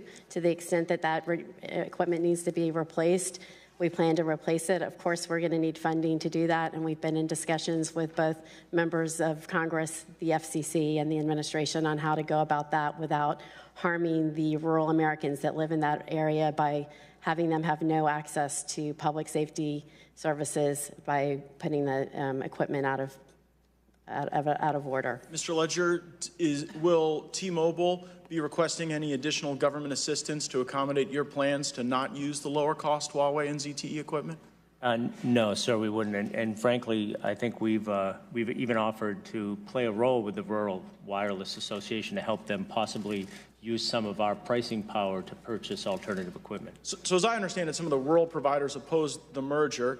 If the merger were to take place, there would be more connectivity that would come not from their providers, but from T-Mobile in that circumstance, and that would result in not having as much ZTE and Huawei equipment utilized in our technology transfers of information, and you wouldn't require any additional government assistance like the rural carriers have just said they will require. Right, and in the existence of it in their networks concerns us. Mr. Chairman, I seek unanimous consent to enter into the record a CNN article, March 11, 2019, entitled "Huawei Connects Rural America. Could it threaten the country's most sensitive military sites?" Without objection. I want to also ask about emergency response. I come from North Florida. We have been dealing with the aftermath of Hurricane Michael, and I have seen in trips that we've taken, bipartisan trips, where cities that have 5G technology have amazing capabilities in the event of disasters, especially for vulnerable populations like people in hospitals and nursing homes. Can you speak specifically to how 5G will help our local communities respond to disasters? Yes, and that, Congressman, that's a very, very important question. Resiliency is a combination of backhaul, power, tower design, and restoration capability, and we have significantly invested in those areas to now, and that's a core part of the deployment of the new T-Mobile 5G network. In fact, in Hurricane Michael, the restoration capability and the power investments we made allowed us to virtually have our entire network up throughout the disaster. That's a core principle of the design of the new T-Mobile network. And what would be an example of how G5 could save lives in a disaster? 5G, I'm sorry. Yeah, the 5G network, most importantly, the reach and the breadth and the coverage will provide capabilities that are far more resilient and far more pervasive in their coverage. Thank you, Mr. Chairman. Yield back. Thank you. The chair now recognizes the gentleman from Maryland, Mr. Raskin, for 5 minutes. Mr. Chairman, thank you very much. I'm going to start with you, Ms. Sohn. Mr. Ledger said that 16 of 19 state agencies reviewing the merger have already approved the transaction. But I know there's still ongoing state AG investigations. Are those 16 agencies that Mr. Ledger cited as having approved the merger, are they responsible for determining if the merger violates antitrust law? Is it related to the question before the FTC and the Justice Department? Yeah, when the PUCs, the Public Utilities Commissions, and the state Public Service Commissions review this merger, they're not actually looking at the mobile wireless market. That's not in their jurisdiction. What are they looking at? They're looking at wireline, the small amount of wireline capacity that's involved in this merger. Under state antitrust principles? That's correct, but they do not look at what is the main event in this merger, which is the mobile wireless market. So with all due respect to state PUCs and PSCs, the review is kind of irrelevant. Okay, Ms. Bennett, let me ask you. You are my constituent, I think. Do you live in Carroll County? That's correct. Which is the most rural part of my district and a beautiful part of my district. And you're here on behalf of the Rural Wireless Association, representing 50 or more wireless carriers, right? Would this merger lower prices or increase prices, and why? What would the impact be in rural areas, such as where you live? From a rural American's perspective, it will increase prices, and the reason is because of the roaming agreements. Each carrier has, in a rural market, we only serve the very small areas that are our little islands in rural America. When rural Americans leave those areas to go travel to cities, they have to use a bigger carrier's network. In the case of Sprint, my members have reported that their roaming arrangements with Sprint are often 20 times lower than those with T-Mobile. So the fear is that if the merger takes place and the agreements that are in place right now, that some of them, contrary to what Mr. Clara said earlier, they are starting to expire. They don't automatically renew, and T-Mobile has not indicated that they would renew those agreements. They've said that we can select those agreements, but that if they're going to expire in a couple of months, we're very concerned about that. Sure, so the pricing would go up. Please let me finish. The pricing would go up for those rural consumers. So we're going to have a situation, we fear, where rural consumers will have really good service at home with their local carrier and use a phone there for that service. But when they travel, they'll have to purchase another phone, which means rural consumers will end up paying double, one for their local home service and one for their travel service, so 2 phones to carry around. Thanks. Mr. Ledger, can you respond to that? Yeah, and just for the record, several times now, people are referring to what's going to happen to my prices. I'm going to be the CEO of the new T-Mobile. I've already taken a business plan to the rating agencies and the financial markets. Prices are going down. It's in my business plan. It's also promised in the commitments that I made to the FCC. From a roaming standpoint, we've made it very clear that we will honor the agreements that both Sprint and T-Mobile have. And remember, 70% of all of the roaming agreements T-Mobile have are reciprocal, and we are a $25 million net payer. Anybody that wants a roaming agreement that's reciprocal at zero, we will sign that right now. Whether the rural carriers pass those prices on to their customers, that's a different story. But 96% of rural America will be covered by the new T-Mobile network, which is also in a significant contrary to the point that Mr. Shelton made. Mr. Shelton also testified that the transaction would result in lower wages and thousands or tens of thousands of layoffs, perhaps hundreds of millions of dollars lost to CWA workers. Are you willing to make the same promises to the workers that you're making to the customers? When you say prices are going to go down, are you promising that those workers are not going to lose their jobs, or do you concede that they will? Thank you, sir. I mean, I would just have to categorize everything Mr. Shelton said as bad assumptions, bad math. Last time we were here in a hearing, Mr. Shelton said wages would go down, but when asked what the wages were at T-Mobile and Sprint, he said, "I don't know. We don't have an agreement with them." So he has no. Well, can you just explain as a matter? Wages will not go down. Can you explain as a matter of economic theory that if you have, the two businesses across the street from each other, and you take over the other business, why doesn't it logically follow half of the people are going to lose their jobs? If there is a Sprint and a T-Mobile store in close proximity to each other, even if we take one of the geographies and close the real estate, it's highly likely that we will need both sets of employees because it's on foot traffic and share of gross ad requirements. The other thing I would tell you is that we're offering a job to every T-Mobile and Sprint employee.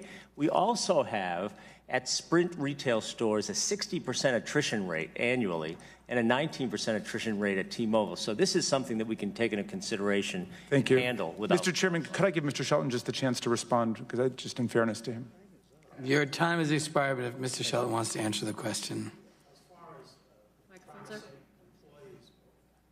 As far as promising employees a job, there are so many loopholes there, it's amazing. But when you look at what those stores are actually, 84% of them are authorized dealers who are not employees of T-Mobile and have no promise even from Mr. Ledger that may not be kept, will not be kept with authorized dealers because they're not T-Mobile employees. That's some 88,000 people in the United States.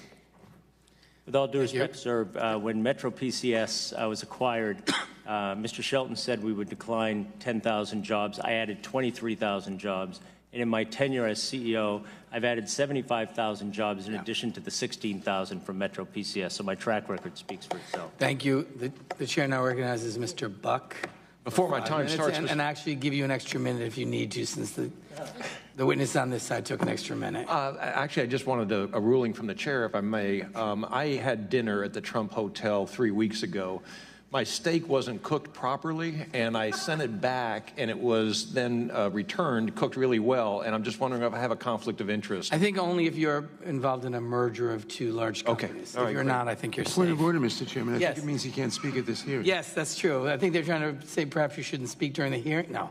Mr. Buck is recognized. Thank you very much. I appreciate that. First, Mr. Chairman, I'd like to introduce a letter for the record from a constituent of mine, Frank DeRico, who is the CEO of Viera Wireless, and writes about the effect of this merger on rural broadband, and he is very excited about this merger and continuing to work with T-Mobile. Mr. Chairman, is there any objection to entering this? Without objection. Thank you. Then I wanted to just comment, Ms. Sohn, that between the two of you, I'm going with T-Mobile just because he has better shoes. I don't know if you've seen them, but those He's counting on that. I have better glasses, though. They are cool glasses. I'd give you, if they were a little pinker, I would. I wanted to ask the two gentlemen from T-Mobile and Sprint whether you are planning on buying more spectrum as a result of this merger. The answer, sir, is yes. Currently, we're participating in a millimeter wave spectrum auction as we speak, and there'll be a lot more spectrum that's needed in addition to what we're going to get together with these two, coming together with these two companies. And do you plan on buying that from current holders of spectrum or in the other areas of the marketplace? Yeah, the significant amount of the spectrum that we need to run this new company will come from the integration of the low band, mid band, and high band spectrum portfolios that we have. But there'll continually, as 5G advances, be a need to buy, and there are government auctions that we're involved in. And Mr. You have made promises about pricing, and I'm wondering, based on those promises, do you believe that there is any role for any government agency in the pricing that you will be setting? I believe my commitments are enforceable, and I've made it clear two things. I have a business plan that has prices declining. I have supply going up significantly. I have an 87% reduction in the unit cost of a gigabit of data that's being sold. So I have huge supply. I have a significant price decline capability, and I committed that to the FCC in writing for the first 3 years. Okay. So I took an economics class in college, and I immediately went into law. I wanted to just ask you to explain to the American public why 3 big companies makes for better competition in the marketplace than 2 big companies and 2 small companies. Right, and I thank you, sir. I think you categorized that well. Amongst the ways that I look at this merger is going from 2 to 3. And by the way, after the number 3 and number 4 players come together, we will still be a much smaller number 3 to the economic power of AT&T and Verizon. And you know why this makes sense is that we will be able to significantly increase supply and bring competition greatly to those other 2. Lastly, I would also say we continue to ignore that the cable monopolists are in wireless. The Comcast added more phone customers in the last year than AT&T and Verizon together. Comcast, Charter, now Altice. Dish owns a massive amount of spectrum that will come in, and TracFone happens to be the largest prepaid player in the market. So there is more than just the 3 players, but going from 2 to 3 makes more sense than just having 2. And do you agree with that? 100%. We talk about the U.S. market being a competitive market. It's not. AT&T and Verizon today have over 70% market share, but what is worse is they control over 93% of the cash flow in this industry. So think about it. How could you compete when you're competing against 2 companies that are generating 93 cents of every dollar of profit? So the only way we're going to be able to compete is when we put our 2 companies together, we build a better product, we lower our prices, we cover every corner in America, and this is the first time that AT&T, Verizon, Comcast, and Charter are really going to feel the competition. So we're going to make this market more competitive, and this merger is pro-consumer because everybody benefits, whether you're a postpaid customer or whether you're a prepaid customer. Better product at lower prices. That is the basics of business. So have the 2 of you put your head together and figure out which color this new entity will go with? That would be magenta. I yield back. Thank you. Thank you. The chair recognizes the chairman of the full committee, Mr. Nadler, for 5 minutes. Thank you. Before I start my questions, Ms. Sohn, you looked very eager to respond to the last question, so could you take just a moment to do that? I am very eager.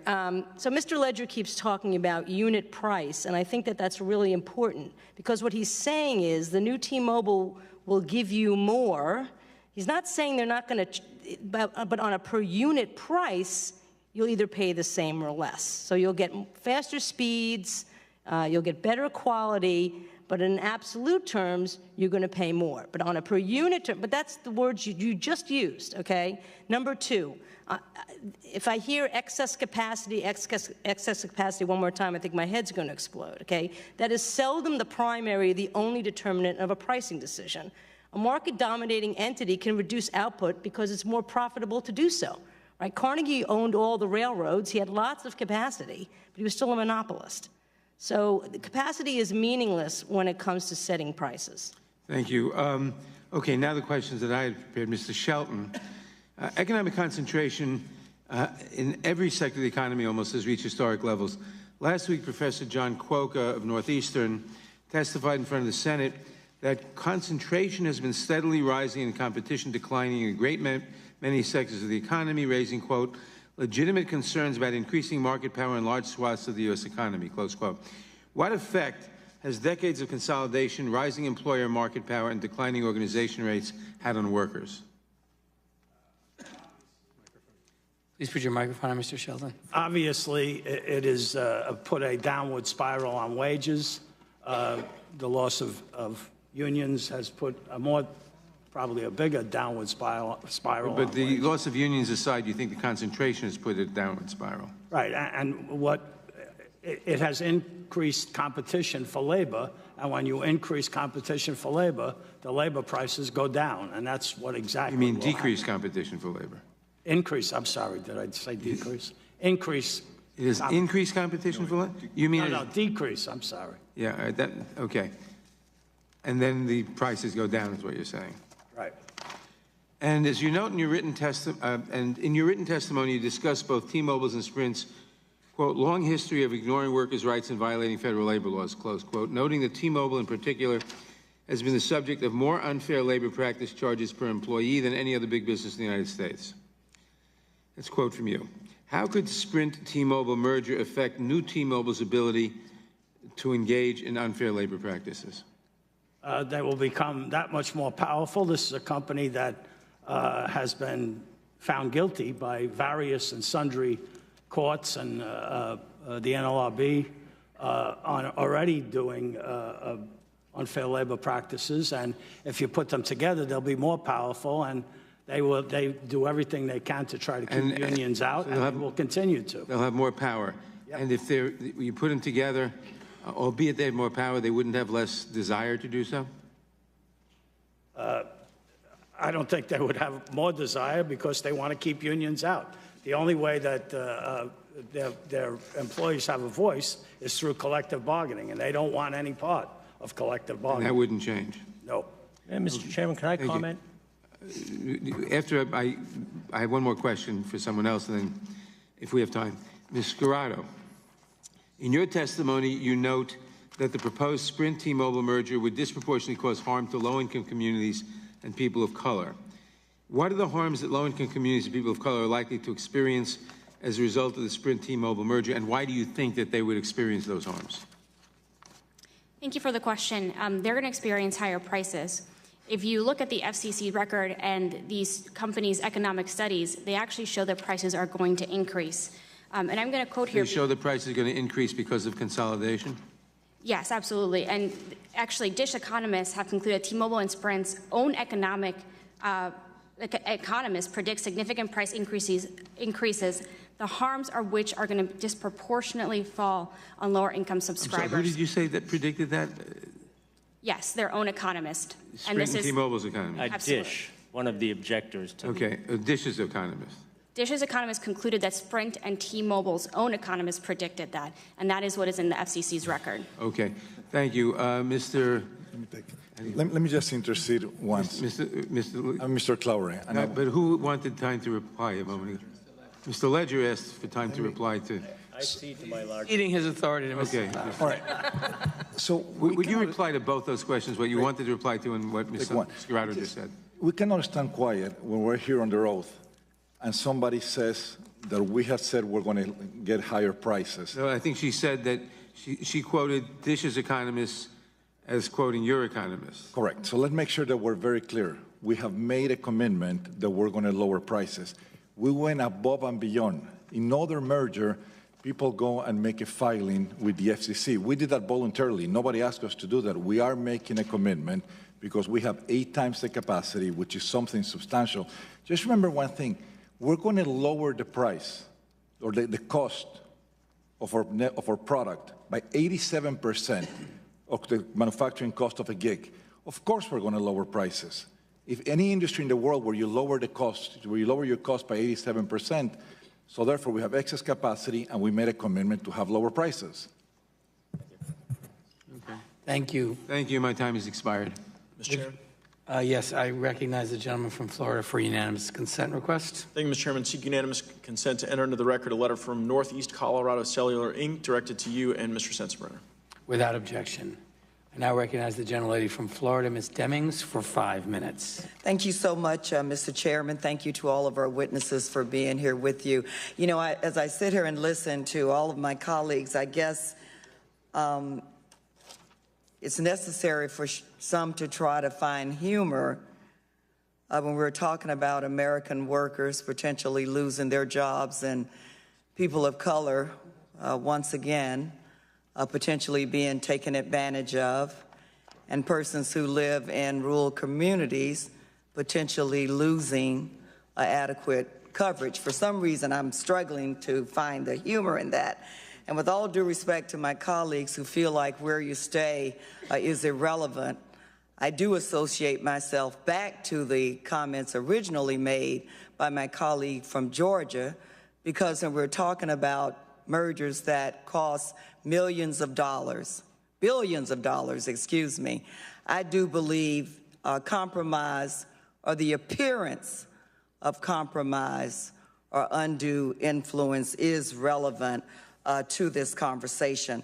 Mr. Ledger, I am going to start with you. In your testimony, you said that this proposed merger would, and we've heard this quite a bit, lead to lower cost, that it would be a tremendous job creator and would create thousands of more jobs. So under those circumstances, when I hear what you say and when I hear what Mr. Sheldon says, it appears to me that that would be a marriage made in heaven. But apparently, obviously, the workers do not feel that way. So if you would just, please, if you've already done it, do it again for me, because I don't see it quite yet, and I'm really struggling to see it. How does the merger, how does it actually lower costs? How does it become a tremendous job creator? And how do you create and will you create thousands of jobs that should make American workers and the unions that represent them extremely happy? But they're not. Thank you very much, Congresswoman. And I'm sure the topics that you outlined that you said were finding humor, and I find no humor. We are the largest provider to people of color and low income, and will be, and they'll be top beneficiaries of this transaction. Rural America will be as well. Jobs. We're going to create 5,000 new rural retail jobs. We're going to onshore 5,600 customer care jobs. We're going to have 1,800 network integration jobs, and we're going to have 11,000 new positions. We'll have 3,600 more employees in the first year than the two separate companies combined, and 11,000 by 2024. So jobs are going up. Again, Mr. Shelton's track record is when AT&T tried to buy T-Mobile, he predicted it would increase jobs 96,000. When T-Mobile bought Metro PCS, he said it would decrease 10,000. I would submit that those are related to whether or not he has a union agreement, and he would be very happy in this job creation if, in fact, we were a union-created organization. Jobs will go up every single day of this new company.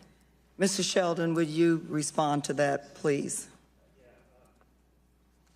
Mr. Ledger is talking about jobs going up 5,500 or 5,000 call center jobs. Right now, T-Mobile ships call center jobs overseas every moment of every day. There is a tape wandering around the internet where his vice president of something is telling the people in the Philippines that work for T-Mobile in call centers that they're doing a great job because a year ago there was none of them, and now there's 1,000 of them. So Mr. Ledger, is the merger an American job creator or an American job destroyer? It's a significant American job creator. And I would just say to Mr. Shelton, I do have some offshore jobs, and I will have some. Do you ship American jobs overseas every day, as he indicated? That's absolutely not true. Jobs in America are going up significantly every day in the new T-Mobile. If I may, when you consider that 84% of the stores that are operated by authorized dealers, not employees of T-Mobile, but authorized dealers, and then you consider that after this merger, if this merger goes through, T-Mobile Sprint will have twice the number of stores that either AT&T or Verizon has. What do you think is going to happen to those stores? I know exactly what I think. Thank you. Ms. Schoen, would you please go ahead with the last few seconds? Thank you so much. I just want to list the promises I've heard today on wholesale access, prices, Lifeline, in-home broadband, and jobs. It's like every day there's a new promise. But my question is, who's going to enforce these vague promises? I mean, I agree with Assistant Attorney General Macon Del Rahim that behavioral remedies don't work. They didn't work in the Comcast-NBC merger. They didn't work in other mergers. Who is going to enforce all these promises? That's the problem. Nobody is the answer, and nobody is equipped. Thank you so much, Mr. Chairman. I yield back. Thank you. The chair now recognizes the gentleman from North Dakota, Mr. Armstrong, for 5 minutes. Thank you, Mr. Chair. Mr. Leger, we talk a lot about the race to 5G, and we've talked about it today. And we all recognize that when we're competing in this, we're competing with China, and there is no real private business in China, and they have a sense and a unity of purpose as a country in these types of scenarios that we don't. But my question is, what does it mean for the U.S. to win the race to 5G? Why? We're talking about short-term and jobs and those types of things, but a longer view of the economics of what this means, and that's before we get into national security questions. Thank you very much, sir. The statistics from CTIA suggest that there are 3 million American jobs at stake with 5G leadership. That being that if we don't retain and take leadership in 5G as we did with 4G, we can lose those jobs. There'll be $350 billion of investment and $500 billion of economic impact. Right now, the U.S. is behind China and South Korea in the deployment of 5G, as you say, heavily because the country of China has a massive state-run budget to deploy 5G as a critical national priority. With what we're going to do with the new T-Mobile, the $40 billion with investment in the creation of the new network, and forcing AT&T and Verizon to not just have short-term focus on millimeter wave and small geographies, together we can lead to the country to 5G and attain that critical position. Well, and when we get into this technology, I think it's important to recognize, too, we'll pay $800 for a phone, but not if there's one available for $740. That is the nature of the American consumer. So when we start talking about where these processes are made and that types of things, but basic economics tells us more capacity should relate to lower prices, but the 5G dates are 2021, 2024, and those dates, for everybody in here, those dates seem like a long way off. But can we expect to see improvements in speed and performance and I suppose most critically capacity before then? Yes, the new T-Mobile's network is going to have median speeds by 2024 of 450 megabits. By 2021, it'll be 150 median speeds across the whole country. And as I said, we're aspiring to cover 96% of all of rural America. The promise of 5G, by the way, is 100 times the speed and 100 times the number of devices and 10 times the latency. So it's a major transformational step. But even as we migrate to it, the new T-Mobile speeds are going to be 15 times faster. And I always, on my never-ending quest to educate people about North Dakota, we have the best rural broadband in the entire country, and when you deal with a success story for that, North Dakota is it. But we do recognize that rural America is significantly underserved across the entire country. So I guess then my question for Mr. Clare would be, do you think Sprint can no longer continue viably as in the nationwide competitor, especially as we transition to 5G under the current structure? There will be a different Sprint. In order for Sprint to be able to offer 5G in our current coverage, which is about half of AT&T's and Verizon's coverage, we'll have to spend close to $25 billion. As you know, Sprint already has $40 billion in debt, and we don't make any money. We're barely break even. We would basically have to borrow that money from the bank and potentially have to increase prices, and we would only be able to offer 5G in selected areas. And the promise of 5G needs to be coverage end-to-end so we can enable the new technology that would come with 5G. So Sprint would be a very different company. Now, why this is extremely relevant is today, AT&T and Verizon, again, like I said before, they have 93% of the profit they generate and 70% of the market. If you shrink a Sprint to be in a smaller company, then basically the market share of AT&T and Verizon would grow more, and the market dominance or the market abuse that they have will eventually grow. So the way to make this market more competitive is by allowing Sprint and T-Mobile to merge to create one-third viable competitor that will bring competition to America. Thank you, and I think you and I could probably have a longer conversation than 20 seconds will allow about what happens what potential pitfalls exist if Sprint does shrink and raise prices, and how that looks to your current economic outlook and the type of company you are now versus the type of company you'd force to be in 4 years. I mean, it'll be a smaller company, as I said, and more importantly, it'll make the other two much stronger. And as we talk about market dominance, they will actually become a lot more dominant if that would be the case. Thank you. Thank the gentleman. I now recognize the gentlelady from Pennsylvania, Ms. Scanlon, for 5 minutes. Thank you. So the major purpose of our antitrust laws is to address the impact of corporate consolidation on the public. So I wanted to try to focus my time on the impact of the proposed merger on the consumers and workers in my district, which is Pennsylvania 5. It's South Philadelphia, all of Delaware County, and part of Montgomery County, Pennsylvania. So Ms. Scarrato, and I note that you're a Villanova law grad, which is in my district. Your testimony that you submitted talks about the harm to price-conscious customers in low-income communities and communities of color. Would that also include seniors? Yes, to the extent that they are price-conscious customers, it would include seniors. Okay. You talk about, I'm sorry, losing my place here. You've got a chart on page 11 of your testimony that looks at major markets and the percentage of market held by Sprint and T-Mobile. Can you explain the significance of that chart with respect to the Philadelphia region?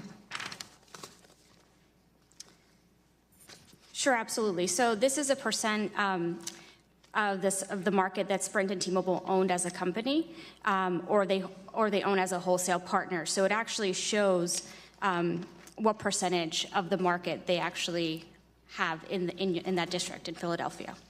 And so what is the impact of a merger on the Philadelphia region if they have, 46% of the market? So the impact is that the price-conscious customer doesn't have that robust competition between Sprint and T-Mobile in order to keep prices low. Is this what you would describe as a highly concentrated market? Absolutely. Okay, and as I understand it, your testimony is that in a highly concentrated market, that elimination of choices is what tends to drive prices up? Correct. Okay. Mr. Shelton, you kindly attached Exhibit A to your testimony that has the distribution of Sprint and T-Mobile's postpaid and prepaid stores in various regions, and one of them that you have highlighted there is Philadelphia. You have that? Does that also show that there's fairly highly concentrated Sprint and T-Mobile coverage and retail stores there? Excuse me, I didn't hear you. Does your graph, what does that indicate with respect to the Philadelphia region and the concentration of T-Mobile and Sprint retail stores? Yes. What is the impact, in your estimation, of the merger on retail workers if the merger goes through? Well, obviously, as you can see, these stores are very close together in most of these places.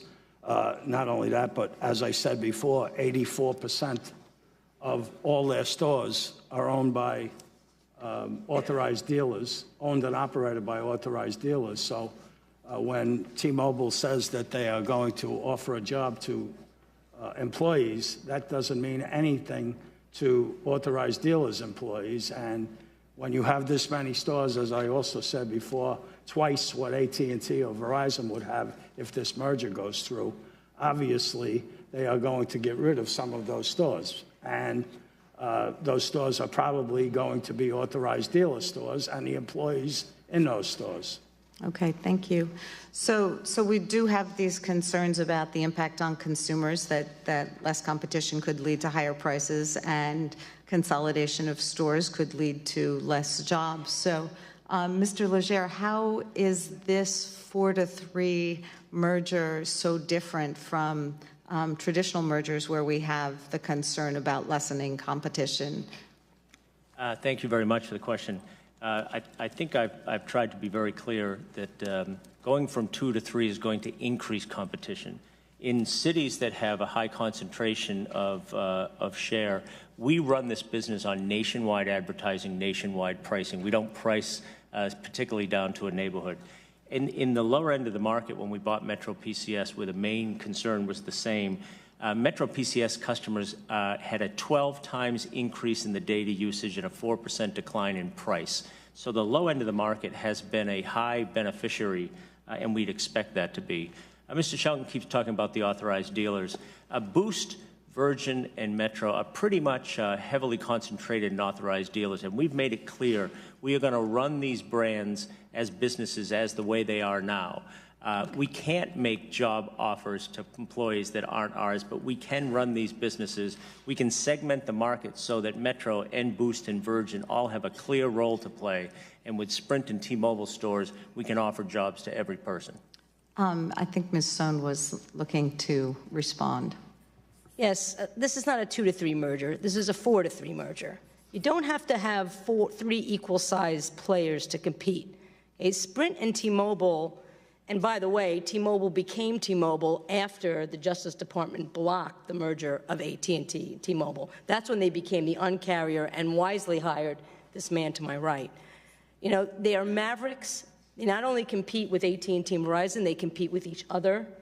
And as we've seen, not only in Europe, and I don't know why Europe is different, it's actually smaller, so I would think that if you're shrinking from 4 to 3 in Europe and it's bad and you have double-digit price raises, it's going to be worse in the United States. So there's no rule that says that everybody's got to be the same size, and in fact, 3 is an invitation to collude rather than compete. Can I make one final comment since the word collude was used? Yeah, the time has expired, but we're going to get back to you if that's it. When I just go to Mr. Neguse from the great state of Colorado for 5 minutes. Thank you, Mr. Chair. Mr. Clare, I want to talk a little bit about mobile virtual network operators. So you can kind of correct me if I'm wrong here. My understanding is that Sprint is one of the largest providers of roaming contracts in rural America. Is that fair characterization? We provide to both mobile, as you call it, MVNOs, and to rural America. They are our customers. So I represent a district that's both urban and rural, quite a few rural counties in my district and the 2nd district in Colorado.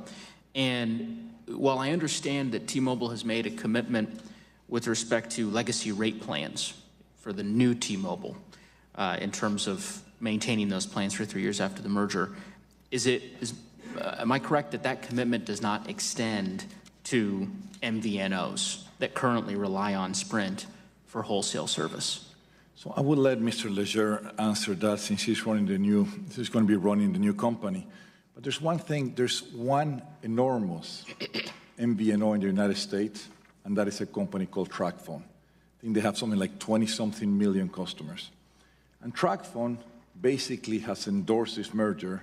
They sent a letter saying this merger is good for consumers. I understand that, and I don't mean to interrupt you, Mr. Clare, but I guess I'll just give it to Mr. Leger. I'm trying to get to this question of whether or not that price commitment will extend to this piece of the market, since that piece is such a huge component of the ability for folks in rural America to be able to access. Thank you, Congressman. I'll go even one step further. Not only will we honor the agreements that both Sprint and T-Mobile have, if there's any MVNO that is concerned about them not having the ability to get the rates that they have now, I will lock in a contract with any one of them that wants to take their rates right now and lock it in for as long as they want.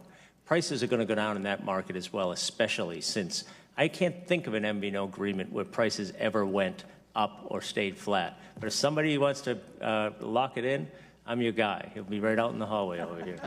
Thank you for your answer, Mr. Leger. Mr. Clare, I want to follow up, use the remaining time I have to follow up on a question that my friend from North Dakota posed around kind of the reasoning for this merger, particularly as it relates to Sprint's standing in the market. And in my sense, based off what I've read, is you've made statements previously that the path that Sprint is on is not sustainable in terms of the path forward. I think you referenced to the gentleman from North Dakota that Sprint would have to be a smaller company. Am I characterizing your statements accurately? That is correct. Okay. And so what I'm struggling to kind of reconcile is from this is a January 31st, 2019 press release detailing the first quarter results in 2018 of Sprint. and I'll just go through some of these. Postpaid service revenue grew year over year for the first time in 5 years. Prepaid service revenue grew year over year for the fifth consecutive year. Net operating income of $479 million, 12th consecutive quarter of operating income, 6th consecutive quarter of net additions, 10th consecutive quarter of net additions in the business market. I mean, those don't sound like metrics of a company that would be growing small or getting smaller. It sounds like a company that is getting larger. And maybe you can adduce. Sir, with all due respect, the only metric that matters in business is whether a business has the ability to generate cash or not. And if you continue reading the press release, Sprint is expected to generate a negative free cash flow of $1 billion this year. A company that doesn't generate free cash flow doesn't have the ability to invest. A company like Sprint has $40 billion in debt. And the only way we can continue to invest is if we borrow more money.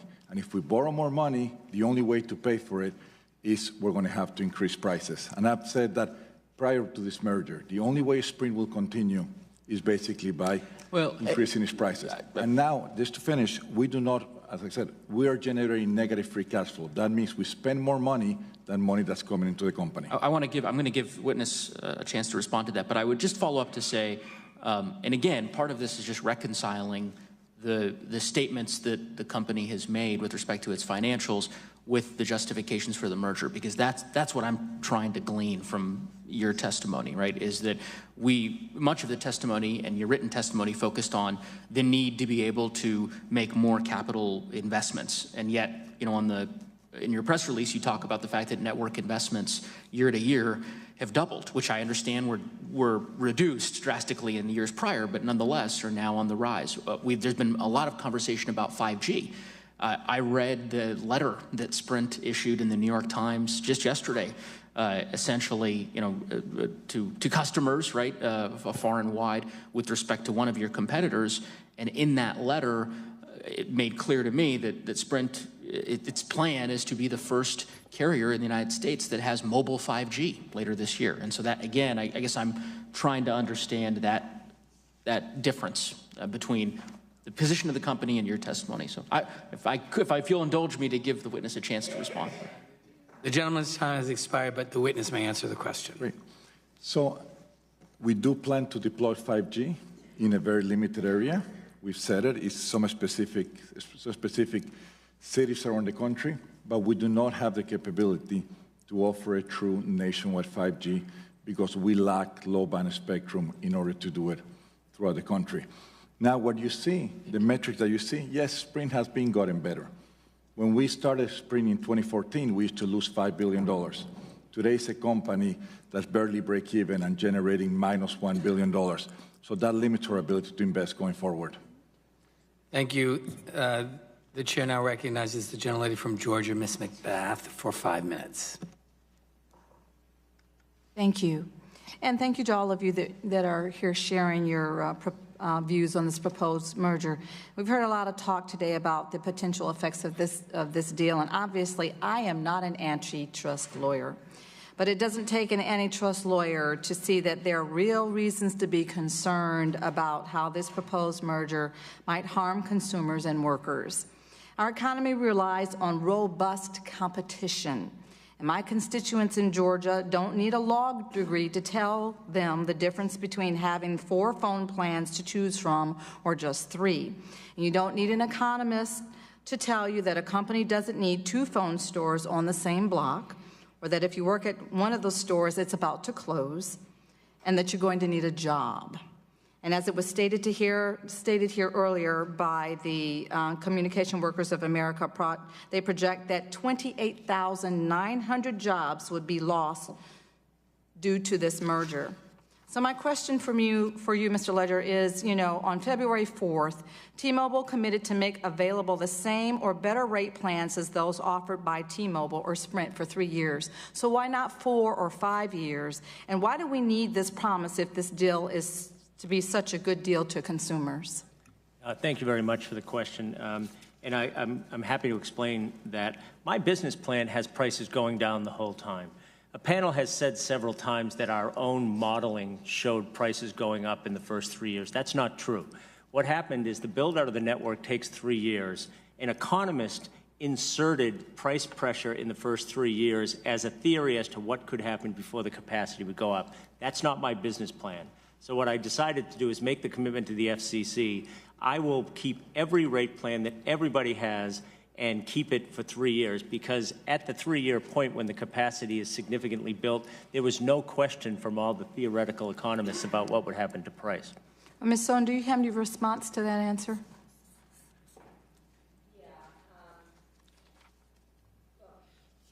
I'm sorry. I want to repeat what I said earlier in my testimony, that this pricing commitment, which, as you mentioned, is for a limited time only, is an admission that post-merger, there's not going to be enough competition in the wireless market to constrain price increases. He's basically saying, I've got to do this, I've got to make this promise, and I'll get back to, promises. Who is going to enforce these vague promises? I'll also make another point. After the February 4th letter, several people filed with the FCC showing how many loopholes there were in this pricing commitment. And T-Mobile had to file an 8-page letter explaining why this was simple and ironclad. Now, if you're going to take 8 pages to explain why your pricing commitment is ironclad, it ain't ironclad. Thank you. And Mr. Shelton, Sprint and T-Mobile have promised to offer employees new jobs if they are affected by a store closure. What kinds of jobs might those be? And just kind of tell us from your research, what kinds of jobs would those individuals be, asked to take? There's no way to tell what kind of jobs they might be. There's no way to tell what kind of wages they might make. There's no way to tell where they're going to work. There's no way to tell where they'll be forced to transfer to go to work. And we still have 88,000 people who work for authorized dealers that haven't been promised anything. And those stores are going to close, mark my words. Thank you so much. I'd like to yield the rest of my time to Mr. Neguse. I want to thank the gentlewoman from Georgia. And Ms. Sohn, if you care to opine on the kind of colloquy that me and Mr. Clare had previously, I just wanted to give you a chance to be able to opine. Thank you so much. So it is true that in the third quarter of 2018, Sprint had negative cash flow of $908 million. But that's because they built up a large reserve of cash, and now they're spending it on CapEx. They spent $1.4 billion in the immediate prior quarter. They spent $1.4 billion on their network in the third quarter. That's why they had negative cash flow. In fact, in the prior quarter, so Q2, Sprint had positive cash flow of $525 million. Let me say one other thing. Nobody's talked about SoftBank. SoftBank is like overflowing with money. It's got $31 billion in cash and cash equivalents across its portfolio. Its Vision Fund has more than $90 billion in capital, which it invests in cutting-edge technology companies. And there's more on the way. They're going to have an IPO of their Japanese mobile division, and they're listing the offering at $30 billion. So there's money there. It just needs to be spent.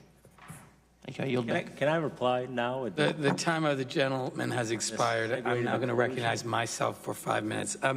So I want to start with, there's been a suggestion somehow, and I wasn't good in math, but there's been a suggestion somehow we're going from 2 to 3, which just seems to me a really silly claim. I mean, T-Mobile currently represents 18% of the market, and Sprint represents 14% of the market. That going from 2 to 3 acts as if those are non-existent players in the market. And it seems to me that that's clearly not true. This is a very substantial part of the market.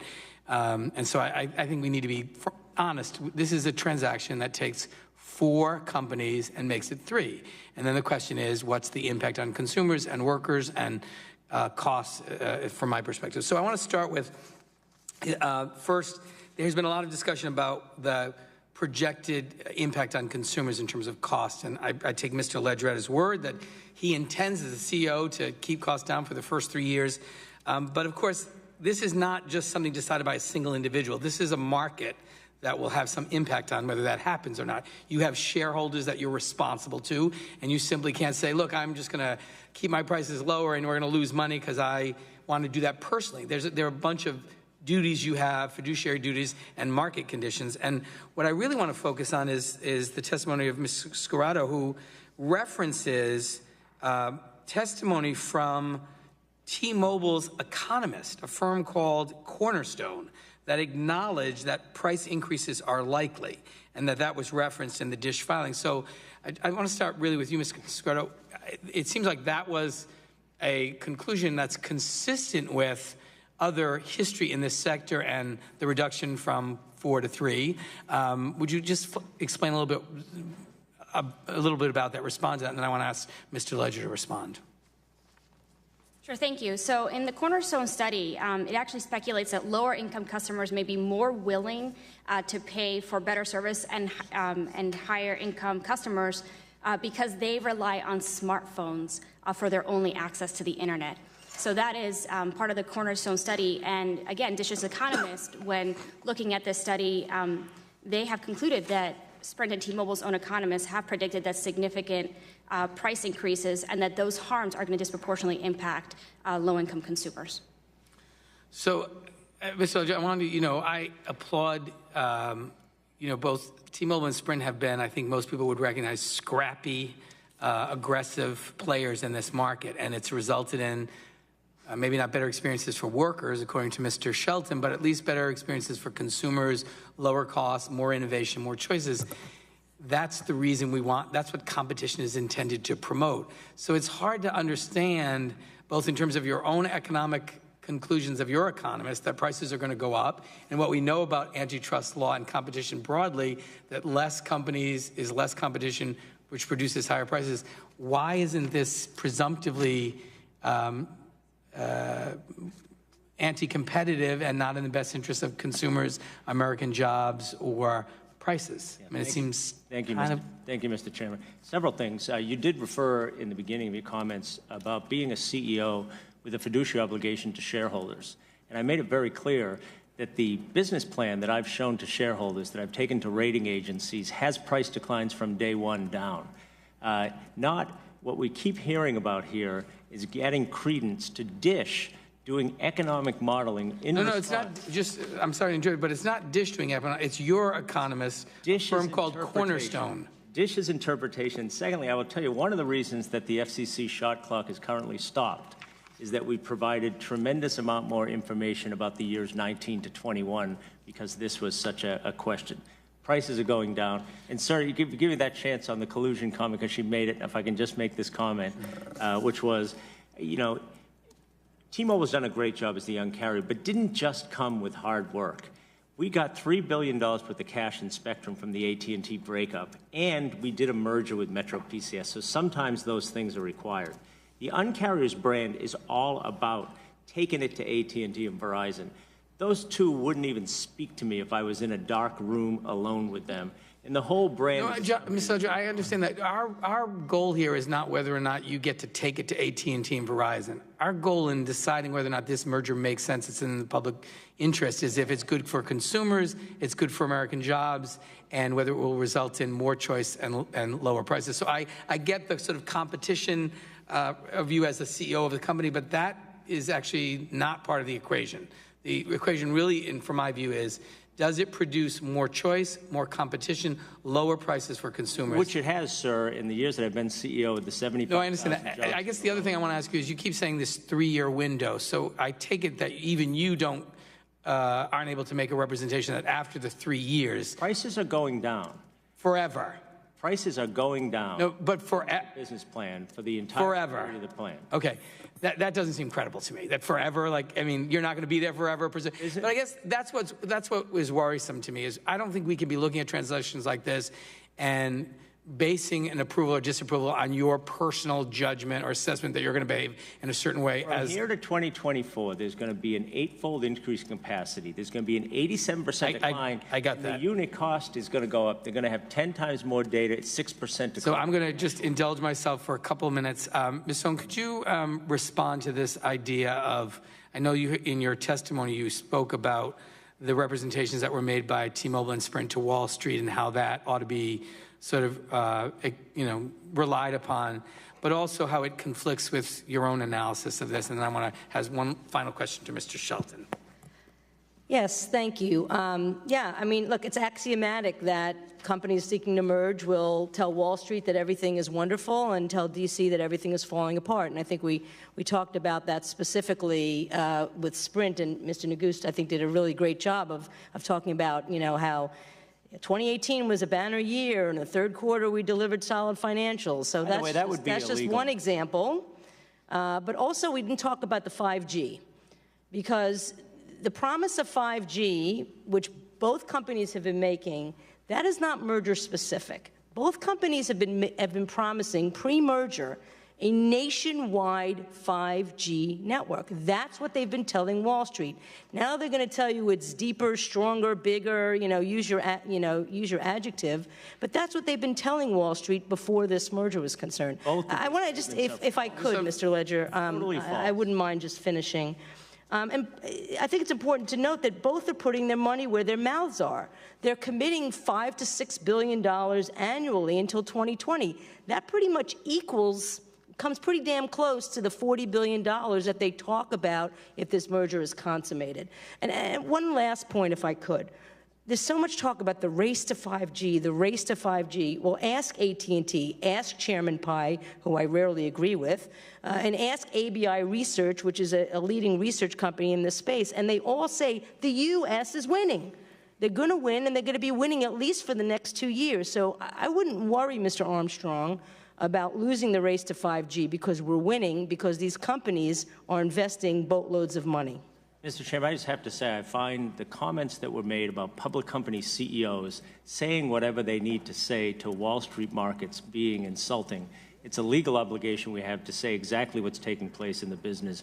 And the 5G integration of the two companies is dramatically different than what would be. No, I understand. I think we're trying to reconcile two very different presentations. I want to just ask Mr. Shelton, you have made reference to the impact of this transaction on jobs, and particularly you've made reference to people being unrepresented in these companies. And I will disclose my own bias that I think we can see clearly that when people are represented by a union, they earn better wages and better benefits, and we don't want to just preserve jobs. We want to preserve good-paying, family-supporting jobs.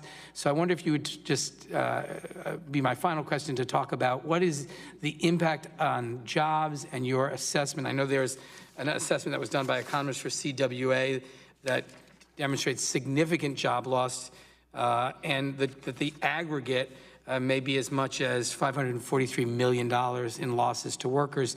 I think one of the big priorities of this committee and this Congress is doing everything we can to protect good-paying American jobs. And if you could speak a little bit on that, I'll give Mr. Ledger an opportunity to respond. First of all, on the jobs, we believe that there'll be 30,000 jobs lost if this merger goes through. We're not alone in that.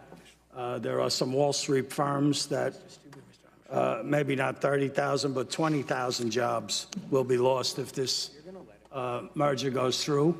The merger is based on $43 billion in synergies. Synergies, as everybody knows, is a euphemism for job cuts. And what's going to happen in these stores if this merger goes through is absolutely job cuts, because they are not going to be able to live with stores across the street from each other all over the country when they'll have twice the stores that AT&T or Verizon has. It's just not going to happen.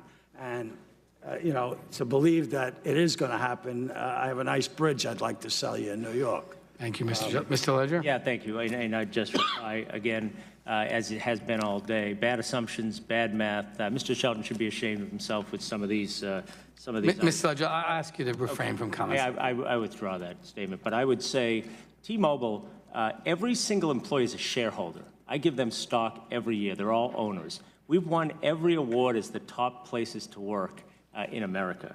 And that's because of the way we treat our employees. Our employees have the right to unionize if they choose. And in fact, one of our stores has, but the rest have significantly found that the relationship... So, Mr. Ledger, as you sit here today, Mr. Clary, would you be willing to commit as part of this transaction to not interfere with efforts by your employees to organize and collect? We don't interfere.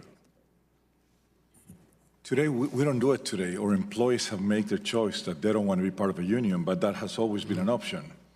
And I'm going to add one last thing since I have not had a chance.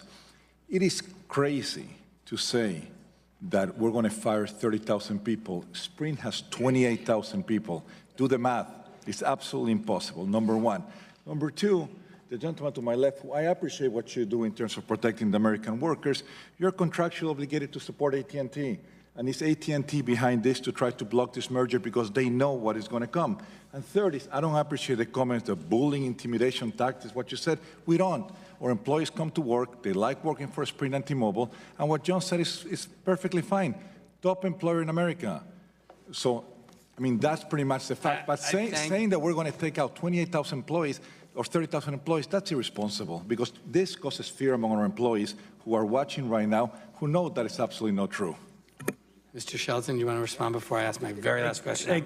They keep, Mr. Cicilline, they keep using the word employees. And they are going to, there is no doubt, there can't be any doubt in anybody's mind, they are going to take these authorized dealers and they are going to slash and burn. And those are American jobs that they are going to cut, and they're going to cut 30,000 of those jobs. And as far as Sprint and T-Mobile employees, or at least T-Mobile employees being able to join unions, because that's what Mr. Ledger just said, they went as far and have been found guilty of forming a company union to stop the union from organizing people at T-Mobile. And that hasn't been done in this country since the 1930s. So that's how much they are against their employees becoming unionized. Thank you, Mr. Shelton. I'm going to ask unanimous consent that a number of letters, both in support and opposition to the merger, be made a part of this record, and also a letter that I received and the ranking member received from freeconferencecall.com, Mr. Erickson. And Mr. Ledger, I've heard this actually concern from a number of people about whether or not these free conference call programs are still going to be available, because I guess currently they are considered out of plan with T-Mobile, and there's a lot of anxiety about whether in a merged company that kind of service would still be available. I don't know if you're in a position to answer that, but I'll follow up. Great, and I'll be sure to provide you with a copy of the correspondence we got. Thank you all. I know this has been a long hearing, but it's been incredibly informative and I think particularly helpful to members of the committee. And you have nothing else, Mr. Armstrong? And with that, we'll adjourn the hearing, and again, thank you to the witnesses.